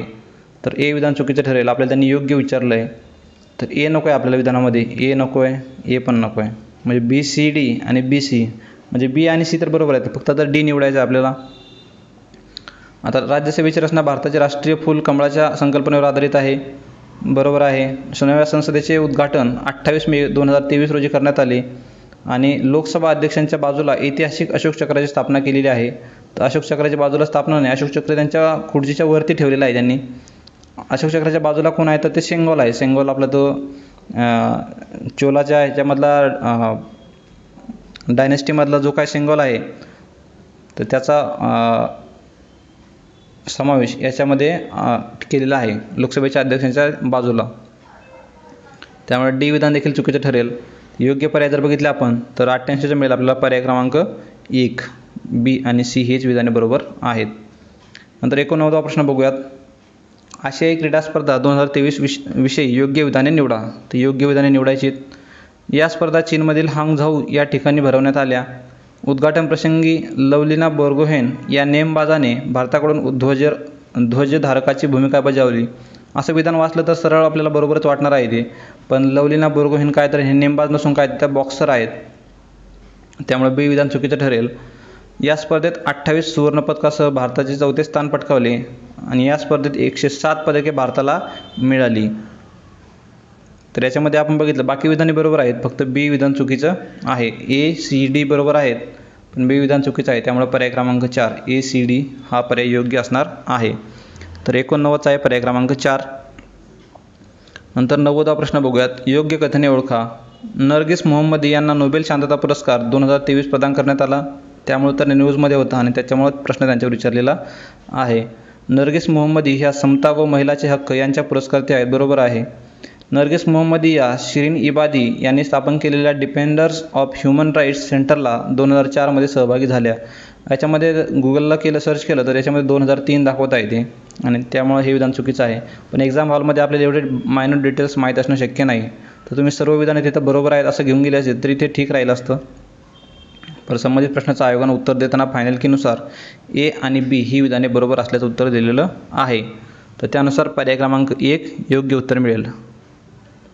नंतर 91वा प्रश्न बघूयात. कोणती अंतराळ संस्था भारताला सौर मिशन आदित्य L1 वर लक्ष ठेवण्यास मदत करते? तर ती कोणती आहे? तर European space agency ESA. One liner प्रश्न आहे, फॅक्च्युअल आहे. 91वा प्रश्न आहे. 91व्या प्रश्नाचं उत्तर पर्याय क्रमांक 2 योग्य राहील. नंतर 92वा प्रश्न बघूयात. योग्य कथने ओळखा. जे काय पद्म पुरस्कार आहेत 2024चे त्याबाबत प्रश्न विचारलेला आहे. तर 2024च्या पद्म पुरस्कारामध्ये 30 पुरस्कार प्राप्तकर्त्या महिला आहेत. बरोबर आहे. त्यामध्ये 6 पद्मविभूषण पुरस्कार जाहीर केले गेले. तर हे 6 चुकीचं आहे. 6 पद्मविभूषण आहेत, तिथं 5च पद्मविभूषण आहेत. त्यामुळे बी विधान चुकीचं आहे. नंतर 17 पद्मभूषण आणि 110 पद्मश्री पुरस्कार जाहीर करण्यात आले. बरोबर आहे. आता बी विधान चुकीचं आहे, म्हणजे बी चुकीचं आहे, बी चुकीचं आहे, बी चुकीचं आहे. म्हणजे पर्याय क्रमांक फक्त 3 शिल्लक राहतो आपल्याकडे. फक्त ए आणि सी ही विधाने बरोबर आहेत. तर 92चं मिळेल पर्याय क्रमांक 3 योग्य उत्तर. नंतर 93वा प्रश्न बघूयात. बार काउन्सिल ऑफ इंडियाच्या आंतरराष्ट्रीय वकील परिषद इंटरनॅशनल लॉयर्स कॉन्फरन्स 2023चे उद्घाटन कोणत्या शहरात केले? तर ते नवी दिल्ली येथे नरेंद्र मोदी यांच्या हस्ते केले. तर 93चा मिळेल पर्याय क्रमांक 1 योग्य उत्तर. तर अशा काही कॉन्फरन्स झाल्या तर त्याचं उद्घाटन कोणत्या ठिकाणी झालं आणि कोणामार्फत झालं, ते कोणाच्या हस्ते झालं, तर ते 2 पॉईंट तुम्ही नक्कीच नोट करून ठेवले पाहिजेत. तर 93चा आहे पर्याय क्रमांक 1. 94वा प्रश्न बघूयात. परदेशातील भारतीय नागरिकांच्या संरक्षणासाठी राबवलेल्या मोहिमा आणि देश यांच्या जोड्या लावा. ऑलरेडी आयोगाने खूपदा प्रश्न विचारलेले आहेत हे. तर कावेरी, ऑपरेशन कावेरीमध्ये असेल, सुदाम आणि कावेरीची जोडी लावून द्यायची, सुदाम कावेरी. तर डी साठी 3 पहा, डी साठी 3 एकच पर्याय मध्ये मिळतं, डी साठी 3. तर पर्याय क्रमांक 3. 94चा आहे पर्याय क्रमांक 3. नंतर ऑपरेशन अजय कोणासाठी? तर ऑपरेशन अजय आहे इस्रायलसाठी. ऑपरेशन गंगा युक्रेनमध्ये आपले भारतीय अडकले होते त्यांच्यासाठी. देवी शक्ती कोणासाठी? तर अफगाणिस्तानमध्ये एवढी वाईट परिस्थिती होती तर तिथं देवी शक्तीशिवाय ऑप्शन नव्हता. तर देवी शक्ती अफगाणिस्तान. तर 94चा पर्याय क्रमांक 3 योग्य उत्तर मिळेल. नंतर 95वा प्रश्न बघूयात. अलीकडेच ओडिसाच्या मुख्यमंत्र्यांनी मुख्यमंत्री संपूर्ण पुष्टी योजना सुरू केली आहे. या योजनेचे प्राथमिक उद्दिष्ट कोणते? आता मुख्यमंत्री संपूर्ण पुष्टी योजना, मुलींच्या उच्च शिक्षणाला चालना देणे, राज्यातील माता आणि बालकांच्या पोषणामध्ये सुधारणा करणे, किशोरवयीन मुलींना रोजगाराच्या संधी उपलब्ध करून देणे आणि ग्रामीण भागात कृषी उत्पादन वाढवणे. आता ग्रामीण भागात कृषी उत्पादन वाढवणे हा खूप वेग पॉईंट आहे. याच्यामध्ये असे काही स्कीम नसू शकते. स्पेसिफिक असे जे काही स्कीम असतात या खूप स्पेसिफिक एखाद्या घटकासाठी किंवा एखाद्या समाजातील महिला वर्ग किंवा मग किशोरवयीन मुली अशा व्यक्तींसाठी राबवल्या जातात. तर त्यानुसार बघितलं आपण तर डी विधान तर चुकीचंच आहे, खूप वेग आहे ते. तर आता पर्याय आपल्याकडे फक्त ए आणि बी शिल्लक राहतात. मुलींना उच्च शिक्षणाला चालना देणे, राज्यातील माता आणि बालकांच्या पोषणामध्ये सुधारणा करणे. तर याच्यामध्ये जर बघितलं आपण तर उच्च शिक्षणाला चालना देणे हा जसा ग्रामीण भागात कृषी उत्पादन वाढवणे तसा आहे, तसाच हा उच्च शिक्षणाला चालना देणे खूप वेग वाटतो. पण पर्याय क्रमांक बी जर बघितला आपण तर राज्यातील माता आणि बालकांच्या पोषणामध्ये सुधारणा करणे खूप स्पेसिफिक आहे आणि त्यांच्या पोषणामध्ये वाढ करायची आहे. खूप स्पेसिफिक असल्यामुळे तो उत्तर बरोबर आहे. तर 95चा आहे पर्याय क्रमांक 2, फक्त बी बरोबर आहे. तर 95चा आहे पर्याय क्रमांक 2. नंतर 96वा प्रश्न बघूयात. खालीलपैकी योग्य जोड्या जुळवा. तर नितीन करमाळकर समिती, नितीन करीर समिती, सुनील पवार आणि कस्तुरी रंगन समिती. आता कस्तुरी रंगन बऱ्यापैकी माहिती असणार आहे आपल्याला. तर जे आपलं नॅशनल एज्युकेशन पॉलिसी NEP 2020 आहे तर त्याचे पूर्व प्राथमिक ते पदवीपर्यंतचा अभ्यासक्रम तयार करण्यासाठी कस्तुरी रंगन समिती होती. नंतर नितीन करमाळकर समिती तसंच जे आपलं शैक्षणिक धोरण आहे त्याच्या अंमलबजावणीसाठी होती करमाळकर. आता डी साठी 4 लावून पहा, डी साठी 4 कुठं मिळत आहे तर एकाच पर्यायामध्ये आहे. डी साठी 4 एकच आहे, डी साठी 4 म्हणजेच पर्याय क्रमांक 1. तर 96चा पर्याय क्रमांक 1 इथं योग्य उत्तर मिळेल. 1, 2, 3, 4 आहेत त्याचप्रमाणे त्याचे उत्तर आहेत. नितीन करमाळकर समिती महाराष्ट्रामध्ये राष्ट्रीय शैक्षणिक धोरण 2020च्या अंमलबजावणीसाठी होती. नंतर नितीन करियर समिती महाराष्ट्र भूषण पुरस्कार वितरणावेळी झालेल्या दुर्घटनेच्या चौकशीसाठी समिती होती. नंतर सुनील पवार समिती, तर कांद्याचे दर का कोसळतात याचा अभ्यास करण्यासाठी सुनील पवार समिती होती. तर त्यानुसार पर्याय क्रमांक 1 96 मिळेल योग्य उत्तर. नंतर 97 प्रश्न बघूयात. हा थोडासा डाऊटफुल क्वेश्चन आहे. हा मुख्यमंत्री सौर कृषी वाहिनी, याच्यामध्ये त्यांनी 1 की 2 याबद्दल दिलेलं नाही, कारण याच्यामध्ये दोन वेळा तिचं लॉन्चिंग झालेलं आहे. मुख्यमंत्री सौर कृषी वाहिनी 1.0 आणि 2.0 अशी देखील आहे ती. तर कोणते घटक योग्य आहेत विचारले त्यांनी. बघूयात योग्य घटक. ही योजना जून 2017 मध्ये देवेंद्र फडणवीस मुख्यमंत्री असताना सुरू केली. बरोबर आहे. या योजनेचा मुख्य हेतू हा शेतकऱ्यांना कृषी फीडरच्या माध्यमातून वीज पुरवठा उपलब्ध करून देणे हा आहे. बरोबर आहे. या योजनेअंतर्गत शेतकऱ्यांना प्रति एकतर 50,000 रुपये भाडे देण्याचा निर्णय सरकारने घेतला, तर हे चुकीचं आहे. हे 2.0 मध्ये याची तरतूद दिसून येते ती, त्यामुळे सी विधान चुकीचं ठरते. 33 kV उपकेंद्रापासून 10 किलोमीटरपर्यंत सरकारी जमिनीवर सोलार पॅनल उभारले जातात. तर बाकीचे जर विधान बघितले आपण,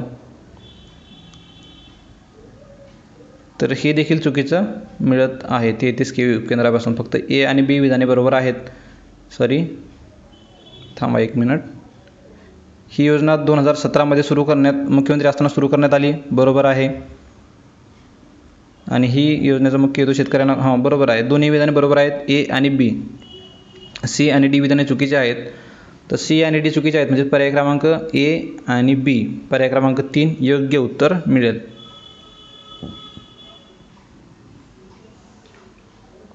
98 प्रश्न बघूयात. महिला आरक्षण विधेयक 2023 संदर्भात खालील दिलेली विधाने विचारात घ्या. नारी शक्ती वंदन अधिनियम हे घटनात्मक विधेयक 2023 128वे घटनादुरुस्ती विधेयक म्हणून संसदेत सादर करण्यात आले. बरोबर आहे. पंतप्रधान नरेंद्र मोदी यांनी 10 सप्टेंबर 2023 रोजी हे महिला आरक्षण विधेयक लोकसभेत सादर केले. तर हे 10 सप्टेंबर नसून याचं आय थिंक 17 की 19 काही उत्तर, 19 सप्टेंबर. 19 सप्टेंबरला यांनी हे विधेयक सादर केलं होतं, 19 सप्टेंबरला. तर त्यामुळे बी विधान चुकीचं ठरते. नंतर या कायद्याद्वारे यांचा वाढदिवस काहीतरी 17 सप्टेंबरला असं, त्यानंतर त्यांनी ते सादर केलं होतं. या कायद्याद्वारे लोकसभा आणि राज्य विधानसभेच्या 30% जागा महिलांना देण्यात आलेल्या आहेत. 30% नसून ते 33% जागा आहेत. 15 वर्षाच्या कालावधीसाठी राखीव ठेवण्यात येणार आहेत. मग पुन्हा ते असं रिन्यू करत राहणार आहेत 15 वर्षांसाठी. त्यामुळे सी विधान चुकीचं ठरेल. नव्या संसद भवनातील हे पहिलेच विधेयक आहे. डी विधान बरोबर आहे, म्हणजे ए आणि डी ही विधाने बरोबर आहेत. पर्याय क्रमांक 1 योग्य उत्तर मिळेल. तर 98 आहे पर्याय क्रमांक 1 योग्य उत्तर. नंतर पुढील प्रश्नाकडे जाऊयात. 99 प्रश्न. एम एस स्वामीनाथन यांच्याविषयी योग्य विधाने ओळखा. ते तामिळनाडू येथील रहिवासी आहेत. बरोबर आहे. त्यांचे उच्च शिक्षण ऑक्सफर्डमध्ये झाले. तर ऑक्सफर्डला नसून त्यांचं कॅम्ब्रिज विद्यापीठात झालेलं आहे. त्यांनी तिथे PhD केली होती कॅम्ब्रिजमध्ये, PhD. त्यामुळे बी विधान चुकीचं ठरेल. नंतर ते कृषी विभागाचे शास्त्रज्ञ होते. त्यानुसारच त्यांनी काय आपली अन्नधान्यामध्ये काही क्रांती, फूड रिव्हॉल्युशन घडून आणली होती, ग्रीन रिव्हॉल्युशन सॉरी. ते काही काळ राज्यसभेचे सदस्य होते. बरोबर आहे. त्यांना रॅमन मॅग्सेसे पुरस्कार मिळालेला आहे. बरोबर आहे. म्हणजेच काय, तर बी सोडता सर्व विधाने बरोबर आहेत. ACDE पर्याय क्रमांक 2. तर 99 आहे पर्याय क्रमांक 2 योग्य उत्तर. नंतर 100वा प्रश्न बघूयात. 5 आयज या युतीमध्ये खालीलपैकी कोणत्या देशांचा समावेश होतो. तर 5 आयज ही संघटना आहे, तरी कॅनडा स्थित, म्हणजे कॅनडाचा तिथं जास्त सहभाग दिसून येतो. यासोबतच कॅनडासोबत कोण कोण आहे याच्यामध्ये, तर अमेरिका आहे त्याच्यामध्ये, नंतर UK आहे, ऑस्ट्रेलिया आणि न्यूझीलंड देखील आहे. बाकी फ्रान्स आणि जर्मनीचा त्याच्यामध्ये समावेश नाही आहे. तर 5 आयजमध्ये कोण, कॅनडा, अमेरिका, ब्रिटन, न्यूझीलंड आणि ऑस्ट्रेलिया. म्हणजे ABCD म्हणजे पर्याय क्रमांक 1 योग्य उत्तर मिळेल. तर 100चा आहे पर्याय क्रमांक 1 योग्य उत्तर. तर मित्रांनो, अशापैकी आपण 100 प्रश्न या व्हिडिओमध्ये कव्हर केलेले आहेत. काही त्रुटी झाली असेल, काही बोलताना राहून गेला असेल, तर कमेंट बॉक्समध्ये मी तसं हायलाईट करून टाकेल. मी पूर्ण व्हिडिओ एकदा रिव्ह्यू करून बघतो. आणि काही चुकीचं माझ्याकडून बोलणं गेलं असेल तर ते मी खाली कमेंट बॉक्समध्ये ते पिन हायलाईट करून ठेवतो. कारण 100 प्रश्न आहेत, 2-1 तासाचा जवळपास हा व्हिडिओ बनतो. तर त्याच्यामध्ये काही होऊ शकतं. तुमच्याही काही तसं निदर्शनास आलं तर नक्कीच कमेंट बॉक्समध्ये कमेंट करा. व्हिडिओ कसा वाटला नक्कीच आपल्या प्रतिक्रिया कमेंट बॉक्समध्ये कमेंट करा. आणि आवडल्यास आपल्या मित्रांसोबत शेअर करायला विसरू नका. आणि आपल्या टेलिग्राम चॅनलला नक्की देखील जॉईन व्हा. तर थांबूयात मित्रांनो या व्हिडिओमध्ये इथंच. Thank you so much.